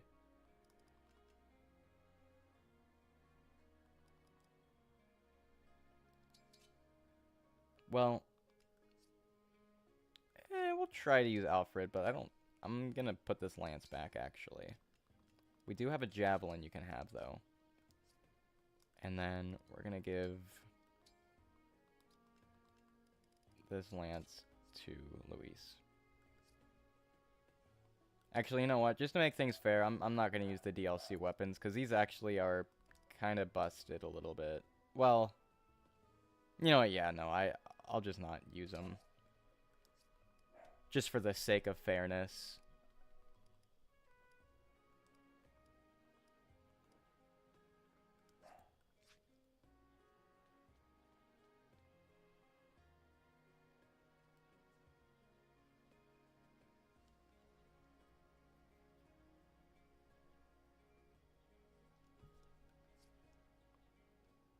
Yeah, for sure. I think the gritty stories, they work, and overall, I'm not the biggest fan of Three Houses' story. I think overall it was a bit of a lackluster mess. But I think the core ideas are definitely interesting, but Congratulations. sometimes it is nice just to have a game like this where just the story, it's light, it's loose, it's goofy, you can kind of just relax with it. Like the stakes aren't that high. It is good that we can talk after I spent so long silently watching over you. I know what you mean. I'm really glad to have you at my side supporting me in person.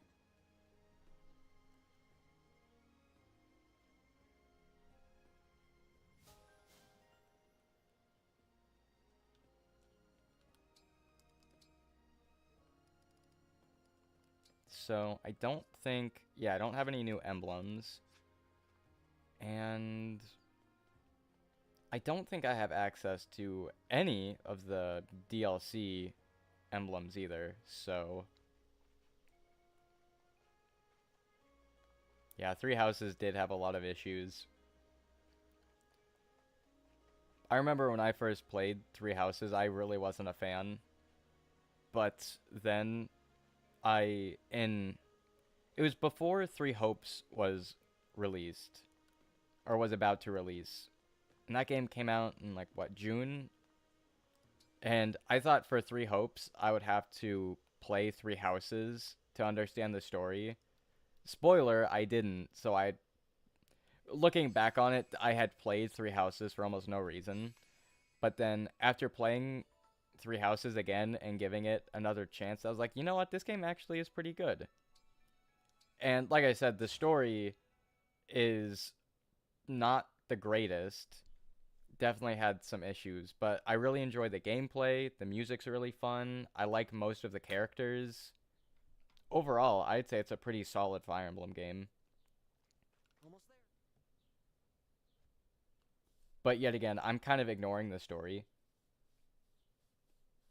If we're talking story, then I would say it gets knocked down a little bit to maybe like a like a 6 or 8, not a 6, like a 7 or 8 out of 10.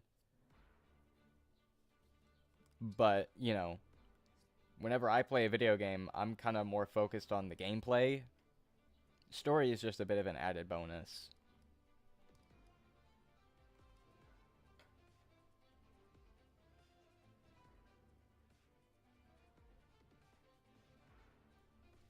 Yeah, no, that was a thing that was starting to become a bit of an issue, I think. Like, Fire Emblem Fates had 3 different stories. You had Birthright, Revelations, and Conquest. Then 3 houses, so you had the Blue Lions, Black Eagles, and Golden Deer route. And then you also had the... If you decided to go against Edelgard and the Black Eagles, you could pick another route that was pretty much like the Golden Deer, just without Claude and everything. And then in 3 Hopes, there was 3 more stories: Golden Deer, Black Eagles, Blue Lions. And at that point, I was thinking, guys, can we maybe just have one story that's not a hot mess? And I'm glad N-Gage just has the one route. Because for some reason, I don't know why Intelligent Systems was so obsessed with having 3 different plot lines. It just was not working, I don't think. My eyesight's so sharp, I can spot Yeah. When you're playing 3 houses, the first half of the game is pretty much the same. But I really don't mind that. Story-wise, it definitely is pretty boring because it's the exact same stuff happening. But from a gameplay perspective, you're supposed to use that first half to, like, set up your units, know what classes and skills you want to have for the latter half of the game, because things get a little bit harder there. But yeah, when people say I don't like replaying 3 houses because the first half of the game is the same, I go, yeah, from a story perspective, I can see what you mean. But I think it's intended for you to kind of skip over some of the story stuff in a second or third playthrough and just focus on more of the gameplay stuff.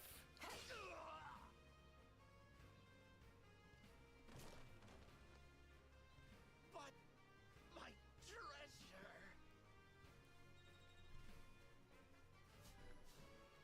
A serious Fire Emblem game would go kind of crazy.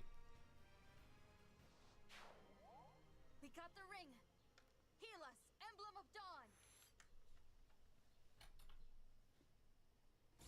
Now we get Micaiah, my favorite. I am Emblem Micaiah.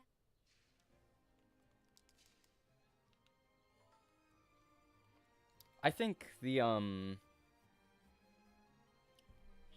I haven't played any of the Radiant games, so I can't really say anything, but I feel like Fates and Awakening were pretty quote-unquote serious.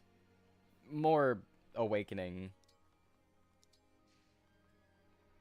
If you look at N-Gage, yeah, this game is anime as heck. But then Awakening is pretty good. You called? I don't know. As your steward. I'll glaze Awakening any moment I get, okay? Do not do not doubt me.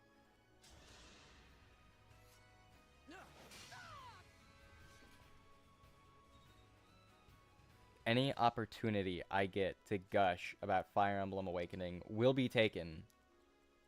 Yes. What a lovely scene. I'm ready for more. No, I can't really.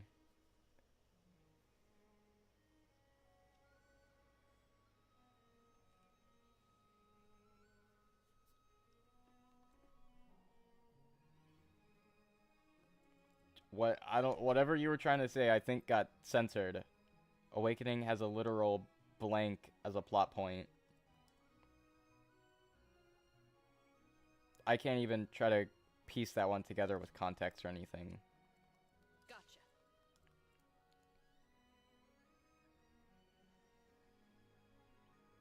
Yeah, Elise, not Elise. Not Elise. Emerin. Sewer slide. Self-delete. Oh, gotcha. You know, I hope you're not saying what I think you're saying.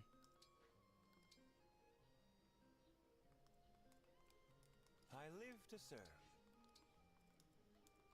See, it's been a while since I because like I said, when I first played Awakening, uh I didn't experience any. I just skipped over all the cutscenes and stuff. But yeah, I'm not fully refreshed on the Awakening story, so Looks like we got us some uninvited.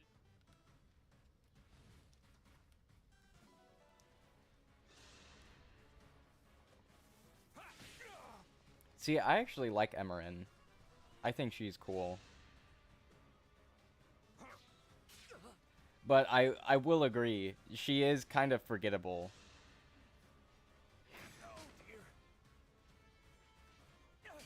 Sometimes I'll see Emerin and I'll go, oh yeah, the Chrom did have a second sister.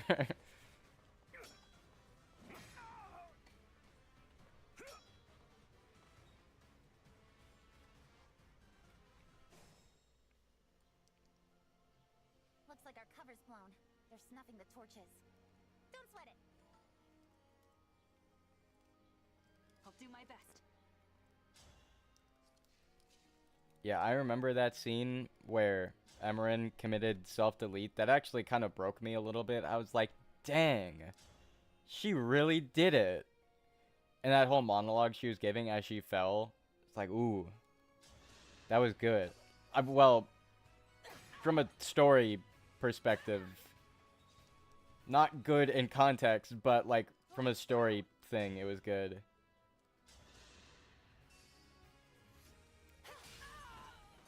Winning!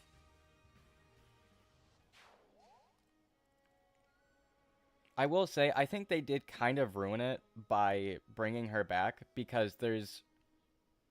I'm not going to say DLC. They updated the game and put some more paralogs in the game. And there's one where Emerin was still alive the whole time. And I think that kind of does ruin it a little bit. But at the same time, I think the way they went about it was kind of cool. Because instead of having a thing of like, oh, Emerin was actually alive the entire time and she's perfectly fine, they kind of shifted from that and went to a, yeah, she's alive, but she can't remember anything and can barely talk.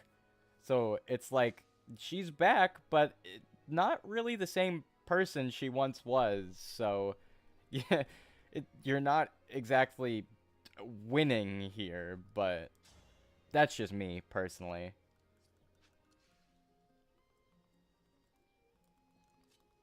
I can for sure understand if some people aren't the biggest fan of it, but I think it's cool that that she's a playable unit.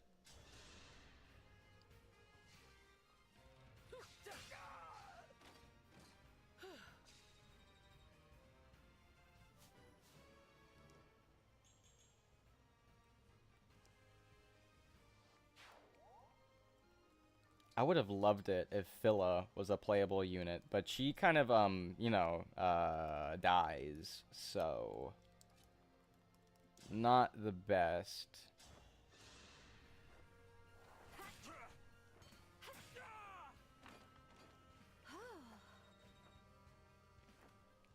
I did see a mod, though, where you could mod her into the game. So that's nice. If you really wanted Phila, you could just mod her.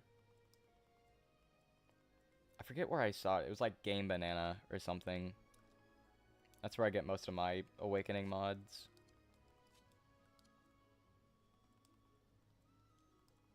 Handle with care. We're gonna move you over here and heal. Because that guy has a hammer, and that's not good. That was tense.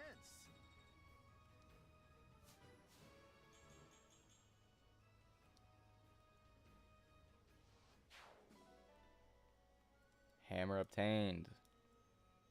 Boucheron is stacked with so many weapons. An iron axe, a hand axe, a compact axe, a hammer.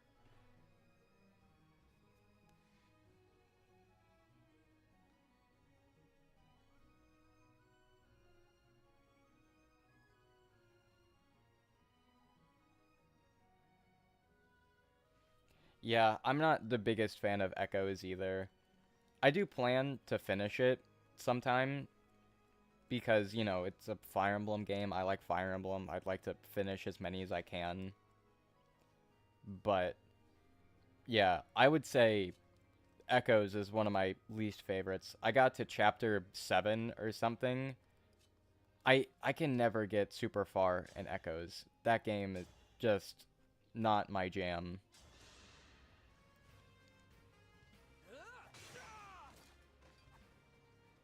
I win this one. But, you know, like I said, I would like to finish it at some point.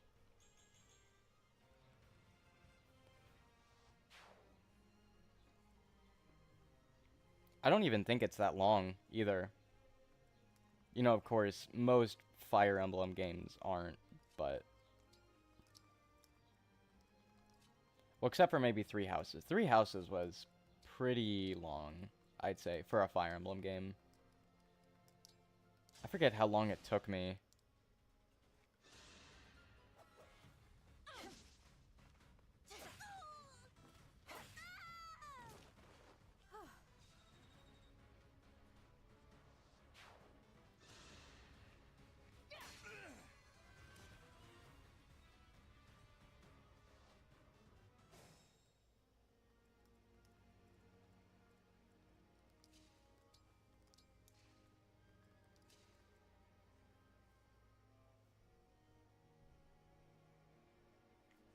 Yeah, for sure.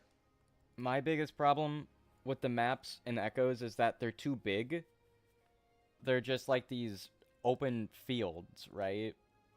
And it takes a really long time to reach most of the enemies.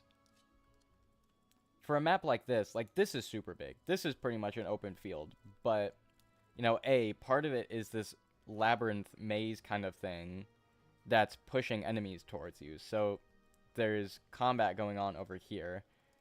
And then there's enemies coming out of the darkness here. So there's things going on. But it felt like for Echoes a little bit, it was just, okay, so you're here, and the enemies are way over here. And it was such a big map, it took a couple turns just to actually reach anybody. So it was like, ugh.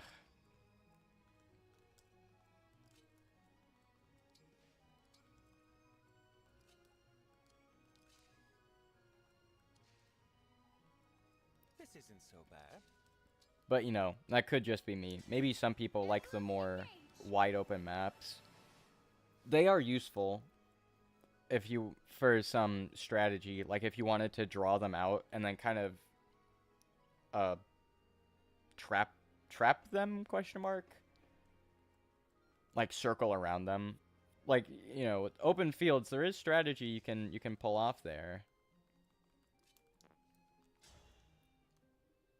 But most people aren't going to look at it that way. They're going to look at it and go, why is there so much space here?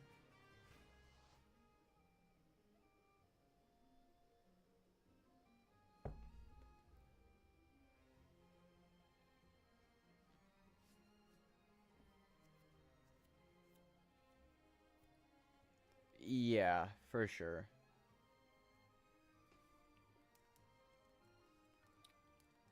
This isn't really Echo's fault, because Echoes existed before, like, Awakening and Fates. But I think by the time Echoes had come out, some people were getting kind of tired of some of the character gimmicks.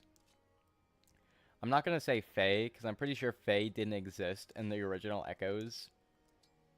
But when I had gotten to Echoes, I was kind of getting tired of the whole, this character is devoted to this other character who doesn't see them the same way. It's like, okay, I've seen this before. You know, Tharja and Robin, Cordelia and Chrom. And then, you know, pretty much similar thing in Fates, Rajat and Corrin. And then they did it with Alm and Faye. So I was like, And then, was his name Lucas? I forget. The guy with the red armor. I'm pretty sure his name is Lucas. Kind of reminded me a lot of Frederick.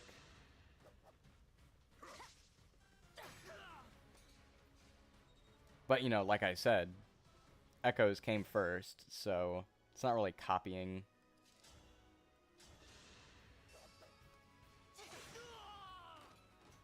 I won't forget you. But I haven't played Echoes in almost a year, I think. I started a new game.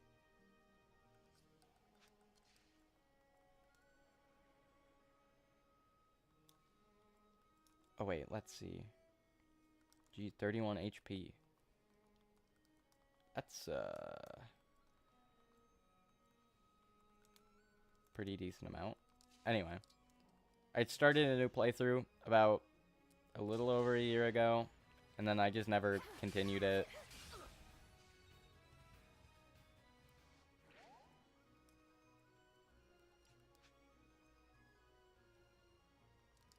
Ooh, Brady's Paralog. I can see that one in my mind's eye, but it's been a while since I actually played it. I recently did Cynthia. Cynthia's Paralog is really difficult. Well, I'm not going to say really difficult, but I did struggle with it. I had to restart a couple times.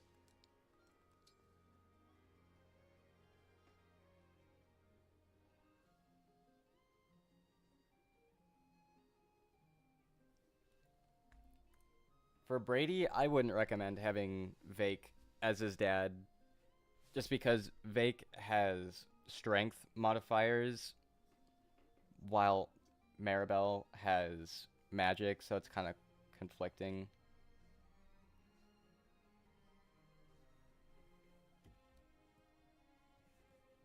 I said this a little bit earlier. I'm a huge Awakening nerd. I have parent guides for different scenarios. I could list them all off right now. I also have a series that I'm planning on continuing, the Awakening unit guides. So I kind of go in detail about builds and skills there. But, you know, that's not really important right now, so.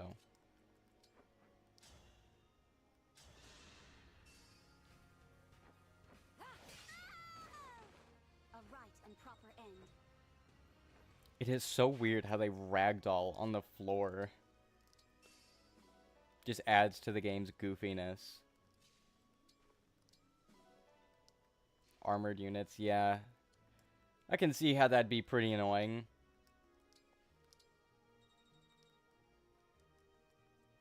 But if you just throw in some mages, some units with hammers or armor slayers, it's a lot more manageable.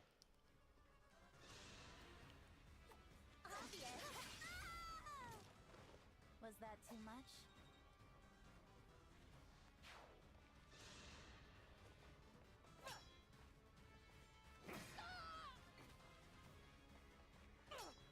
Yeah, Brady does look like he would be related to Vake. For sure, for sure.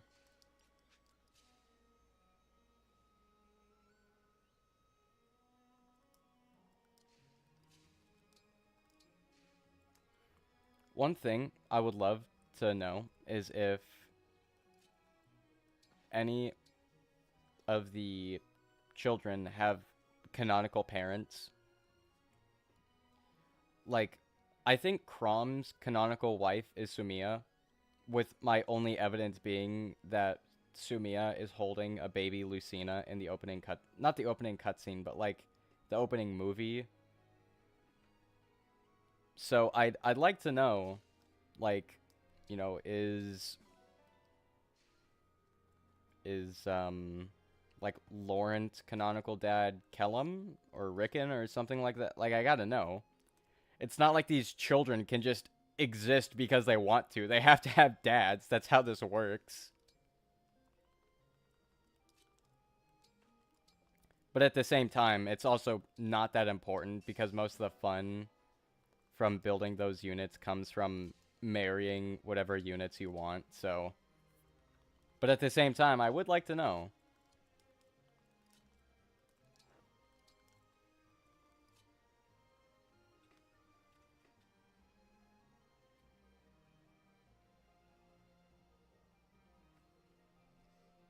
Yeah. That seems right. You know what, let me Google this. I kind of want to see. Of course, I kind of doubt it's going to be similar to the parent guides I have set up, but... Let's see. FE Awakening Canon Parents.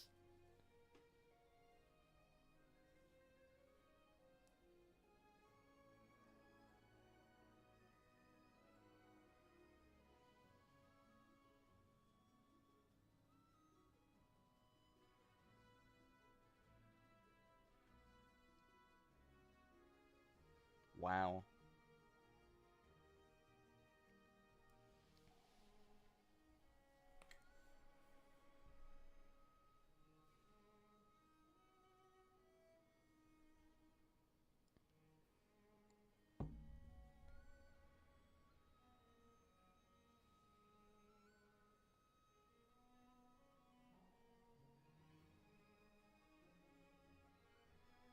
Yeah.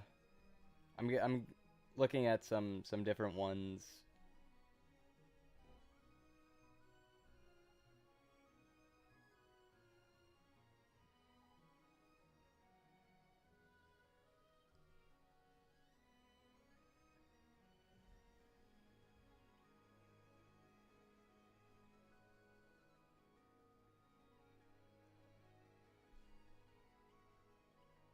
Yeah, yeah, that's a similar one that I was looking at.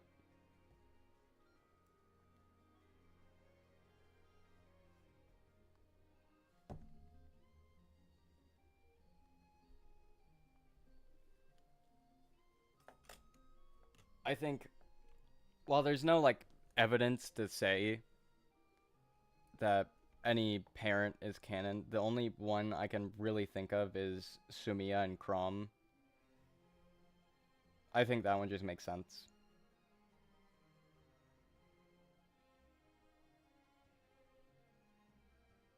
Besides, they were already kind of flirty with each other during the story anyway, so...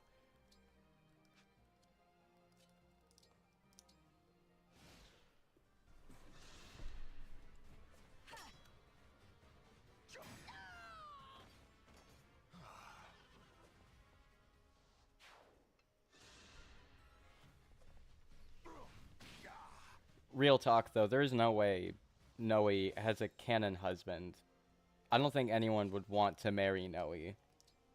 That would just be torture.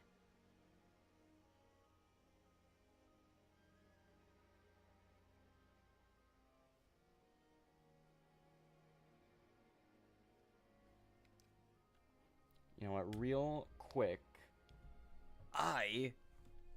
I'm gonna do some stretches. I've been sitting here for 2 hours now. I think I need some stretch time for a minute. And there go the headphones. Wonderful.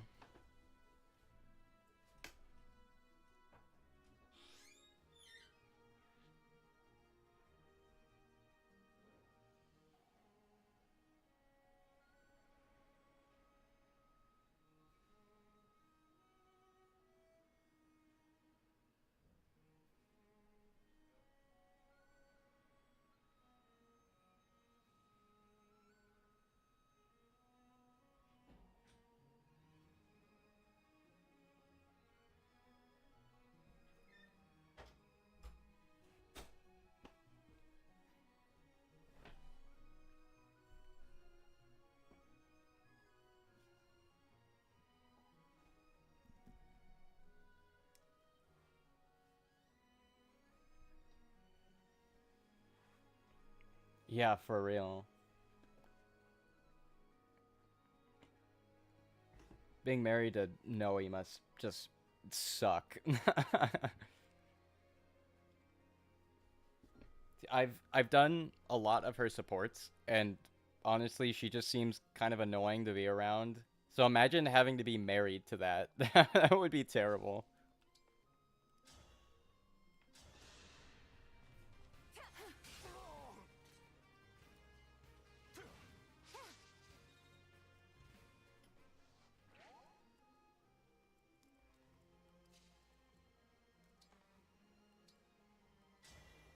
Let's run together.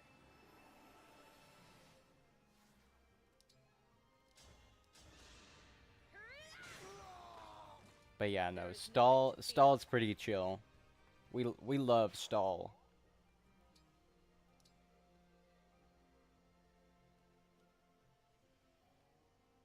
There's no support where she looks like a good mom. For real.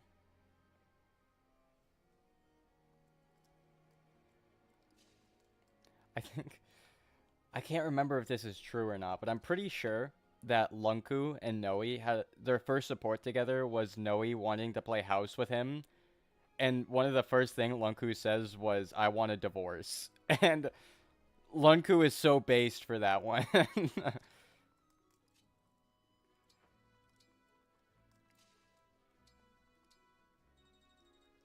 yeah, no, Nah. I'm pretty sure that's how you pronounce Noe's kid. It's Nah. A terrible name. Don't know why, but I'm pretty sure Nah talks about eating grass. So it's like, Noe, why are you letting your kid eat grass? That is not okay. Still fight. See, can you move? No, you can't. So we're just gonna wait. None of you have emblem rings, so we're just gonna wait. Do a Lotus Star Rush. Do a Warp Ragnarok. Pray for the best here.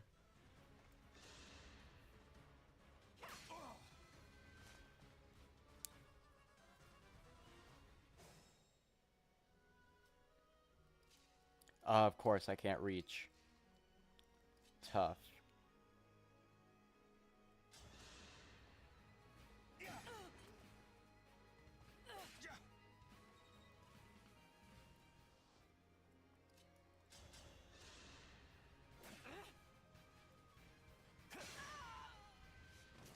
Wonderful. Sufficient?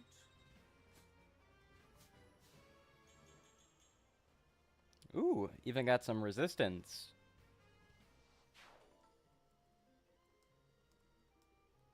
Okay, we'll just wait again. Because I want Alir to be able to reach. Lend me your strength. Is that even how you pronounce their name, Alir? I would imagine so, but I can't be sure. Alir. Alier.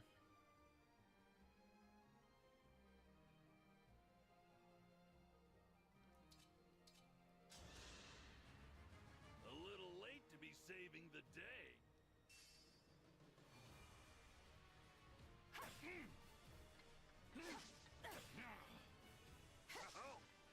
Oh man, I missed. Shoot. That's okay.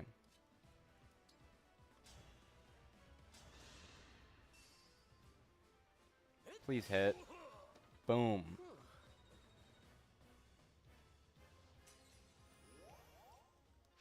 Okay, and just so Etier can get some EXP here, we're gonna do overdrive. Raise your sword.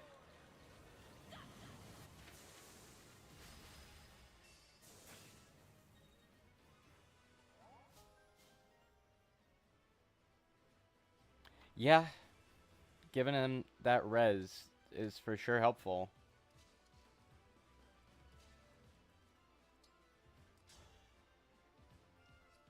I'm gonna do Warp Ragnarok anyway, just because I think it's funny.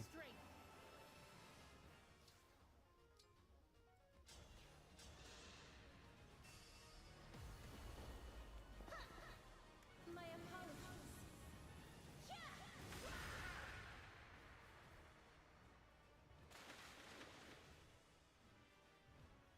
You think I swear, I think Soren, I don't think I'm going to be using any DLC emblems. Probably not for the main campaign anyway. But the DLC emblems are so broken. Which is, I'm okay with that for the most part. Because you pay extra money for them. So you don't want to pay money for bad emblems or anything.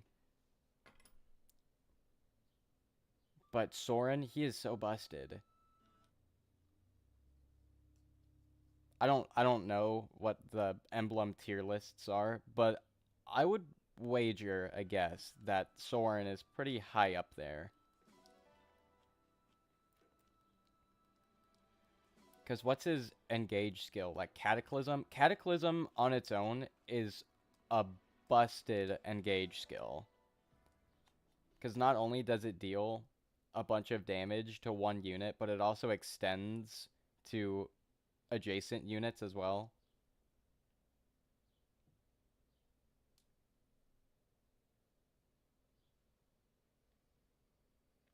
Yeah, that's probably why.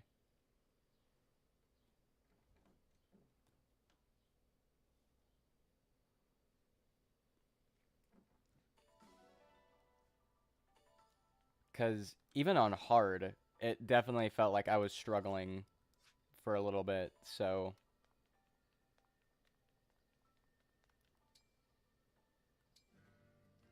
Yeah, here we go. A Tea Party in Fahrenheit is my favorite jukebox theme.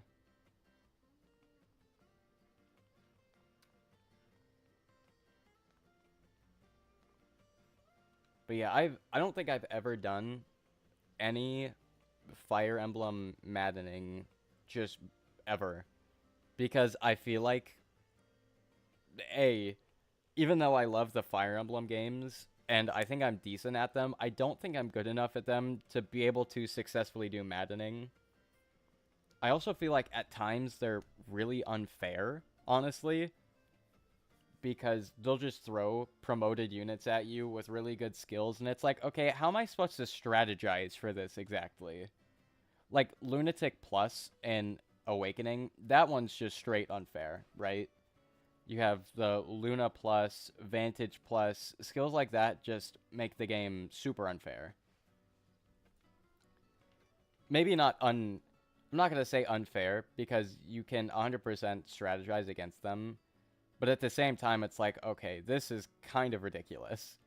And I know that's the point of, maddening and lunatic. They're there to be unfair on purpose and difficult on purpose. But at the same time, it's like, give me a little bit of a break here. That could just be me, though. I think for sure that's just me.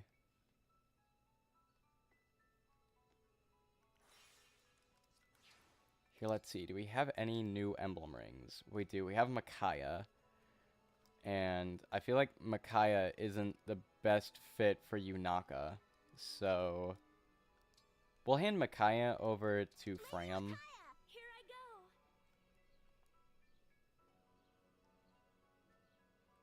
go. Okay, we'll wait a second here.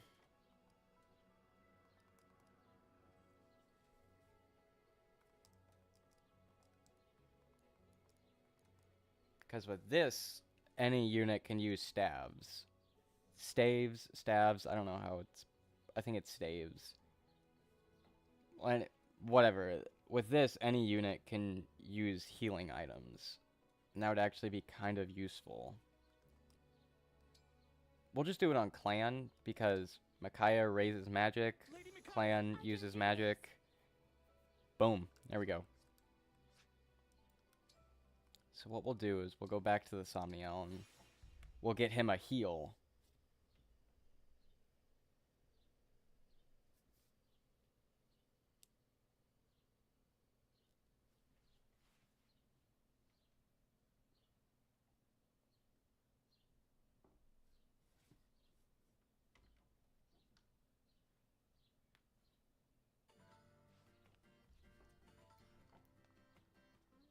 I can do that, right?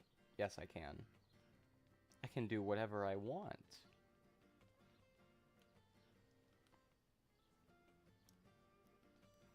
Oh yeah, I should probably go over here to officially unlock these other things. Yeah.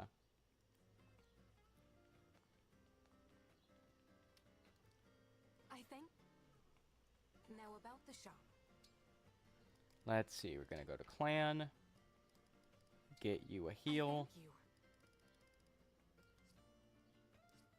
Do come again.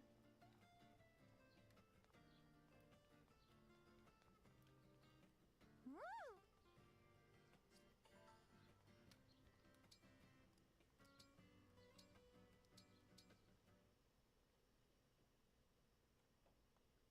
Divine one. Oh,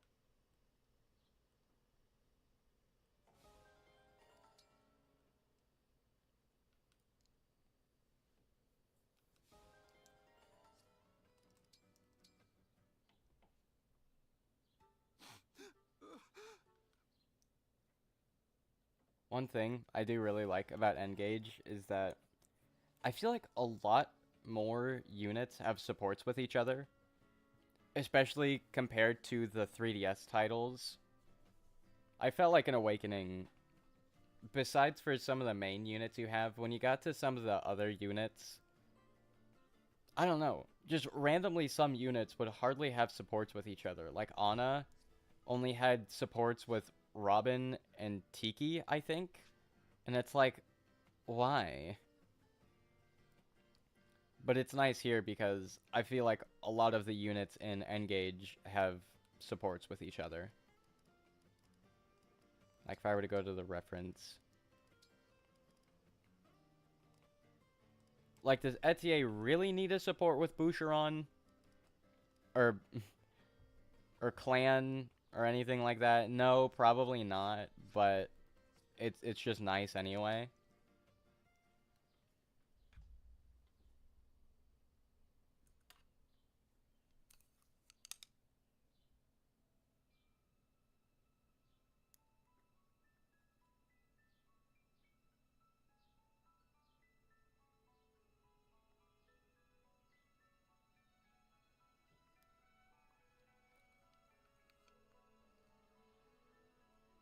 Okay, so I don't know if, let's see, I'll check out this paralog right here.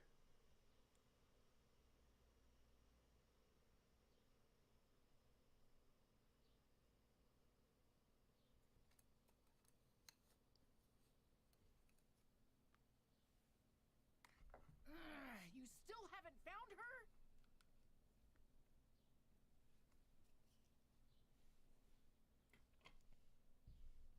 So we're gonna see if we can recruit Ana because she's not a terrible unit and we need as many as we can get, so. But if it's too difficult, I'll just put it off for now.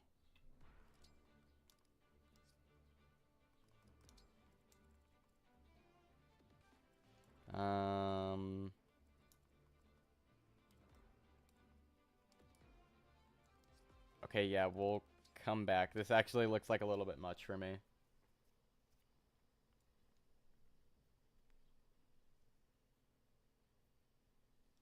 We'll come back in the next couple chapters. Some of my other units need some more level ups, like Clan and Fram. They're looking kind of weak. And my other units, yeah, like these guys look fine.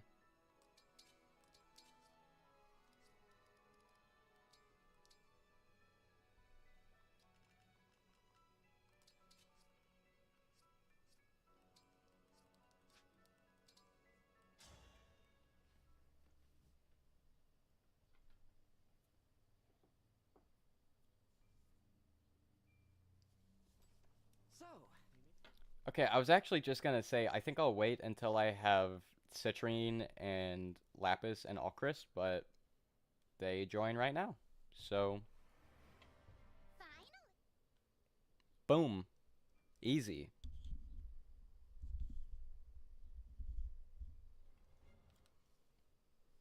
I actually really like Alchrist. I think he's pretty cool. Hot take.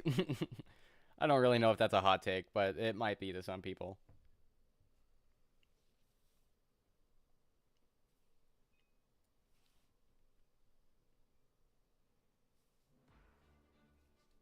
Alright, let's see. Unit selection. Okay, so we're...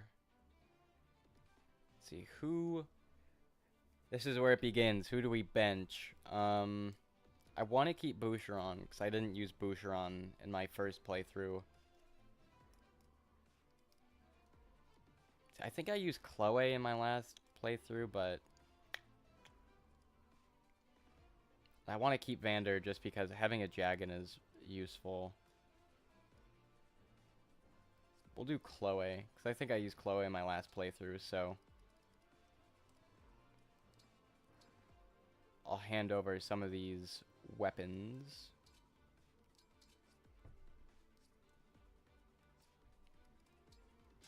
Yet again... Yeah, okay. Okay.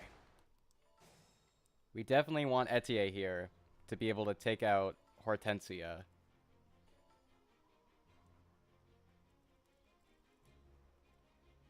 I'm all set. All right. It's me, Boucheron. I love that. Yes, here. Okay, wait. What breaks lances? Axes. We can do that. This is... Oh wait, do these tiles protect from break? Unbreakable. Yeah, okay. More like invincible. For the divine dragon. Still need to watch Invincible. That show looks like it goes crazy.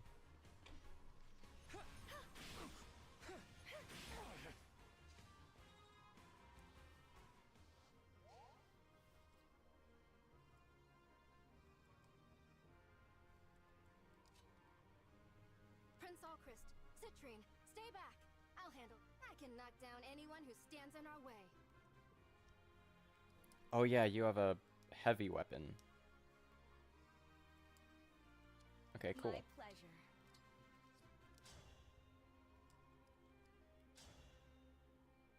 Okay, so with this you can attack twice, so we'll just do that.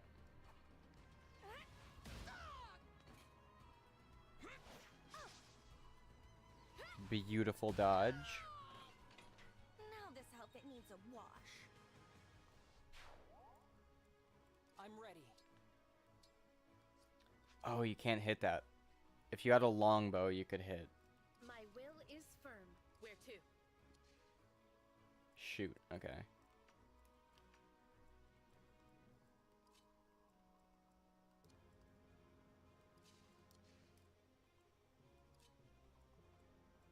We'll have you go more up front, so then you'll be a bit of a damage sponge. For the divine dragon. Wonderful.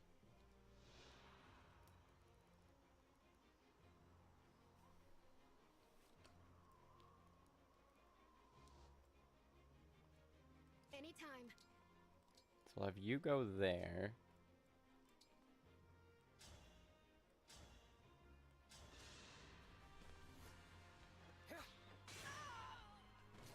I'll apologize later. Alright, rad. Okay, so that means Etier and pretty much everyone else can move forward. For you, anything.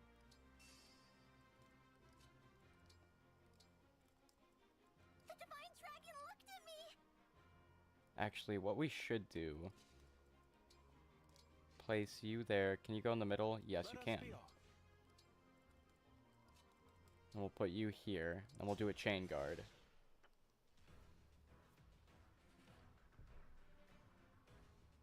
We've had such a wonderful.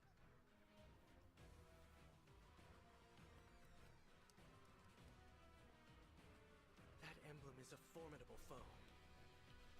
It's just Lucina. I think we're okay.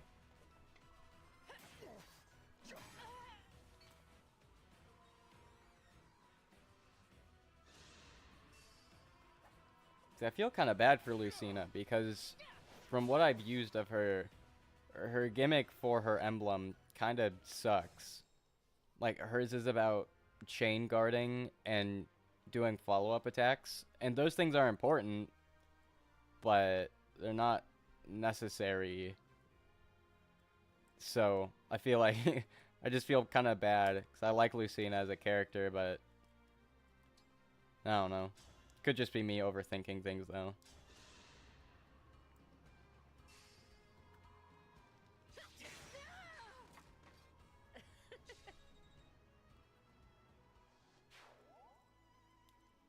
Okay, so you can move over there.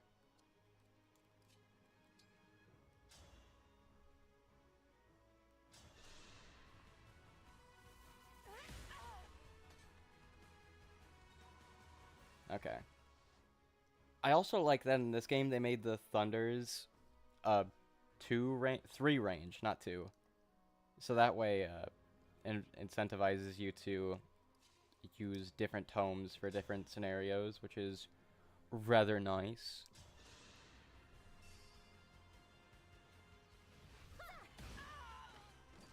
All in the name of peace.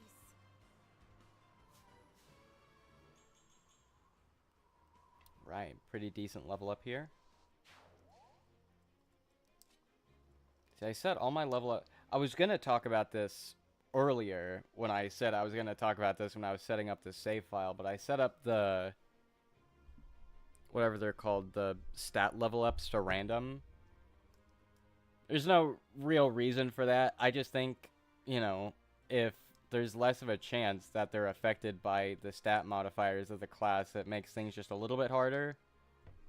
So, like, if I'm in a sword master class, I'm not going to get speed almost all the time because the modifier is set up towards randomizing a little bit more. It's also just kind of funny. But it can also be used in your favor a little bit because, for example, you know, the class you're in has stat modifiers which kind of affect your level ups a little bit, which is good. But it's also good because, you know, some classes don't get that much of a certain stat. So, like, Lewis over here, he, wherever he is, he doesn't get resistance all the time. But since we're in random, he has a bit of a higher chance to get it because everything's randomized. At least I think that's how that works. Don't don't quote me on all of that. I'm just guessing. I think that's how it works. My apologies. I could be completely wrong in my interpretation of the randomization for stat level ups. So I don't know, but I'm pretty sure that's how that works. Feel free to fact check me on that though.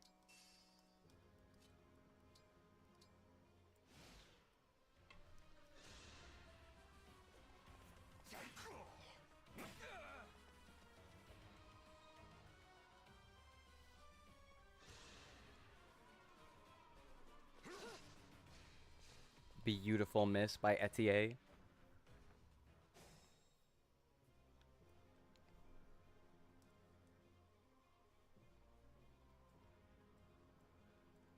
Let's see. I wish Clan had a wind tome so I could get some bonus damage there, but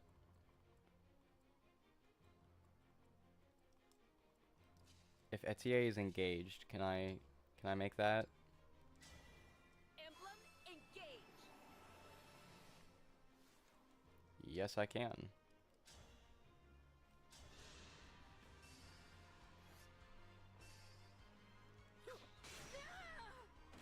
If this love is a crime, The Sigurd emblem is just kind of busted for all the movement opportunities you have with it.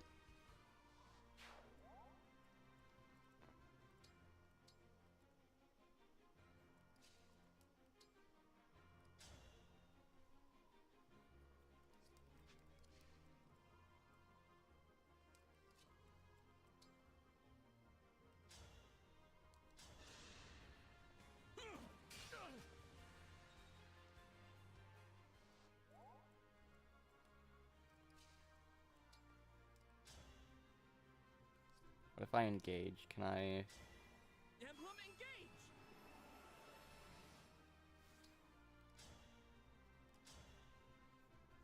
Yeah, that kills. Hope is on our side. Wonderful. I don't know why Clan has been getting these not very good level ups. Just a tad bit concerning. Okay, so all I have to do is defeat Hortensia, which is possible.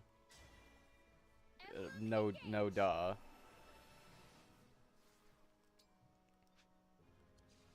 Well, do I really need to engage right now? I don't think so.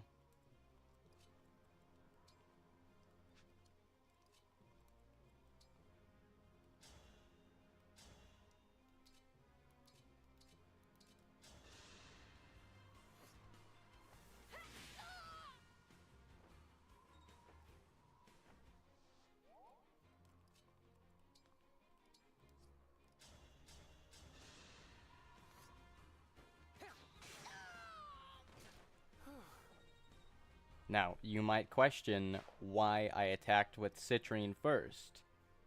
There's no special strategy to it. I just wanted Citrine to get a little EXP. So, yeah.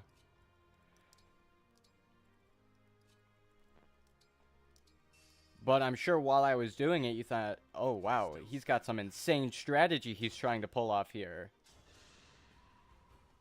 Let me help. I will defend Ah, welcome back.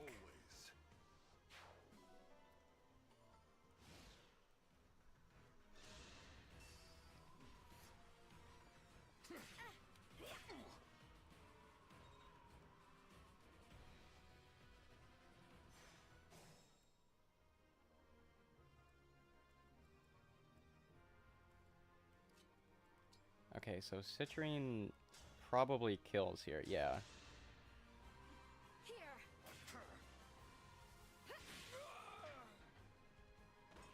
I claim this victory.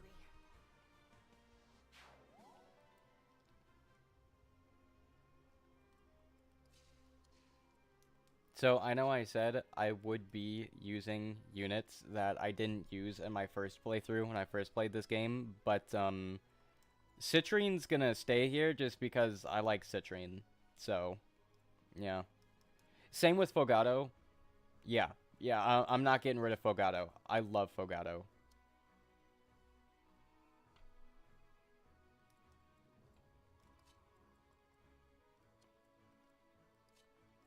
Let's see. Not Override, but we do have Rider's Bane. But Chain Guard. Let's see if we can do something about that.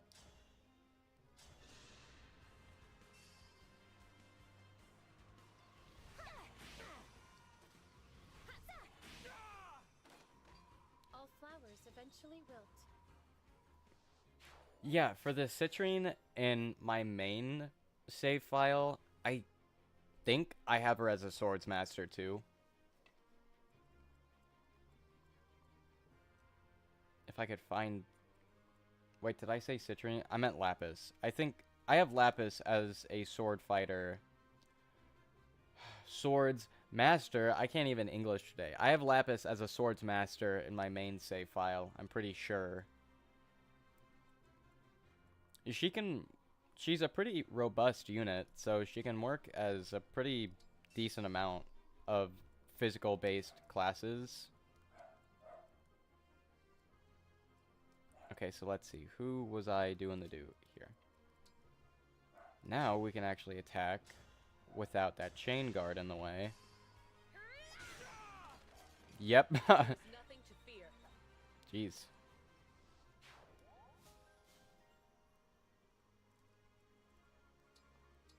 Right, so here will be unbreakable, which will be good.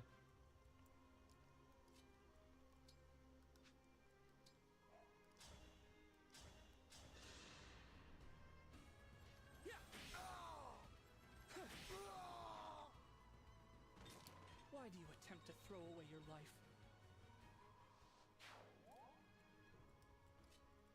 Okay, we'll get Vander in here as well. Let's have everyone Press forward.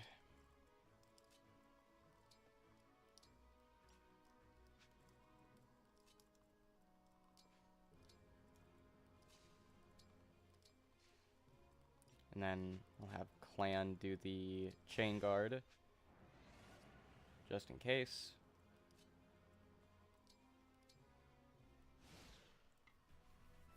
So I'm hoping Hortensia will come forward so I can hit her with this bow. That sounded worse than I meant to. But I want Hortensia to come forward so I can hit her with the bow that I have equipped on Etier. Lucky day, cutie.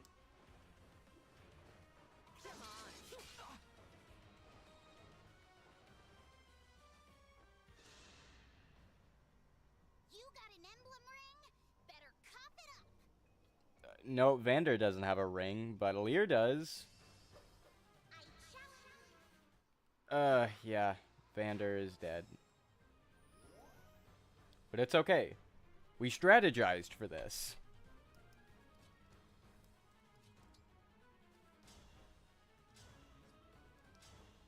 Is this gonna do... not as much as I wanted it to. What about Rider's Bane? Is that gonna do anything?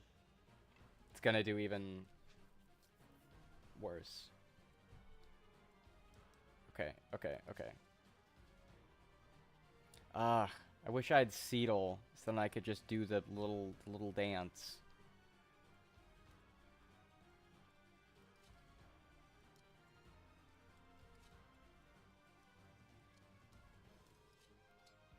Okay, Citrine, get this goober out of the way.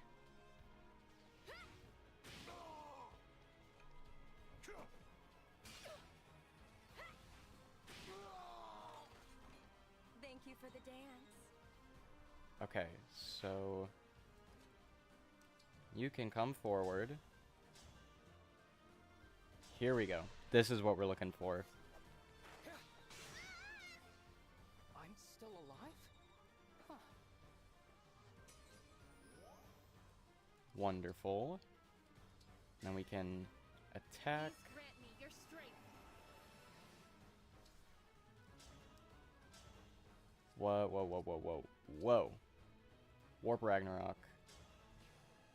Okay, that actually doesn't do much of anything. Never mind. Let's see. What breaks swords? Lances? Okay. No, I meant Alfred. Javelin. Break.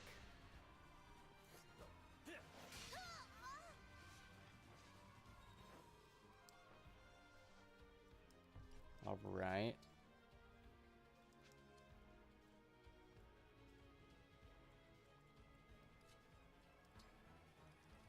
Now if I use the bow, here we go. And it rhymed, even better. Oh, I lost.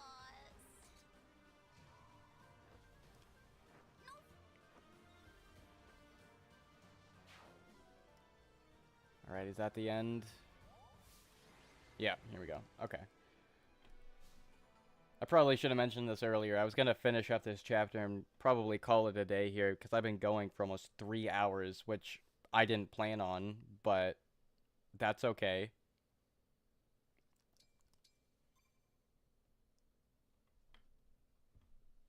But before we wrap up, we got a Master Seal, so we should decide who gets the Master Seal, who gets to be promoted, which is a great honor.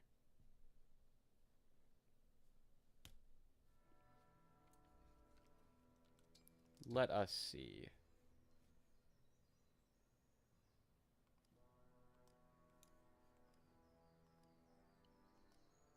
So not many people are actually yeah, I need level 10 and most of you guys don't even have. Okay, well you guys are level 10, but that's not fair because you guys just joined. You know what, yeah. We'll just continue on, but we'll continue on for a different stream without promoting anyone.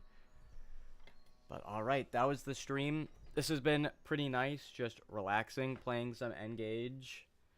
I'll probably keep playing on my other save file in my free time after this, so, but this save file right here specifically is for streaming, so this one will not be touched until we come back. I can't remember if I just saved, so I'll do it again. Okay. But yeah, it's been fun. I hope, can't even do my own outro right. I hope you all have a wonderful day. I love you. Make sure to like and subscribe. That'd be super rad. Be sure to let me know if you're down for some more Engage or any other kind of games. I was thinking of maybe doing some Animal Crossing, but the only reason why I haven't done that is because I am kind of starting in the middle. Like, I already have had KK Slider come to my island, so I've pretty much already finished the game. And I would imagine it's not as fun to just watch someone start playing Animal Crossing when they've already got most of the stuff done. But I don't know. Maybe it's that's not important though. But hopefully you guys enjoyed the Fire Emblem stream. I hope you still can't speak. I hope you all have a wonderful day. I love you, and I will see you all later.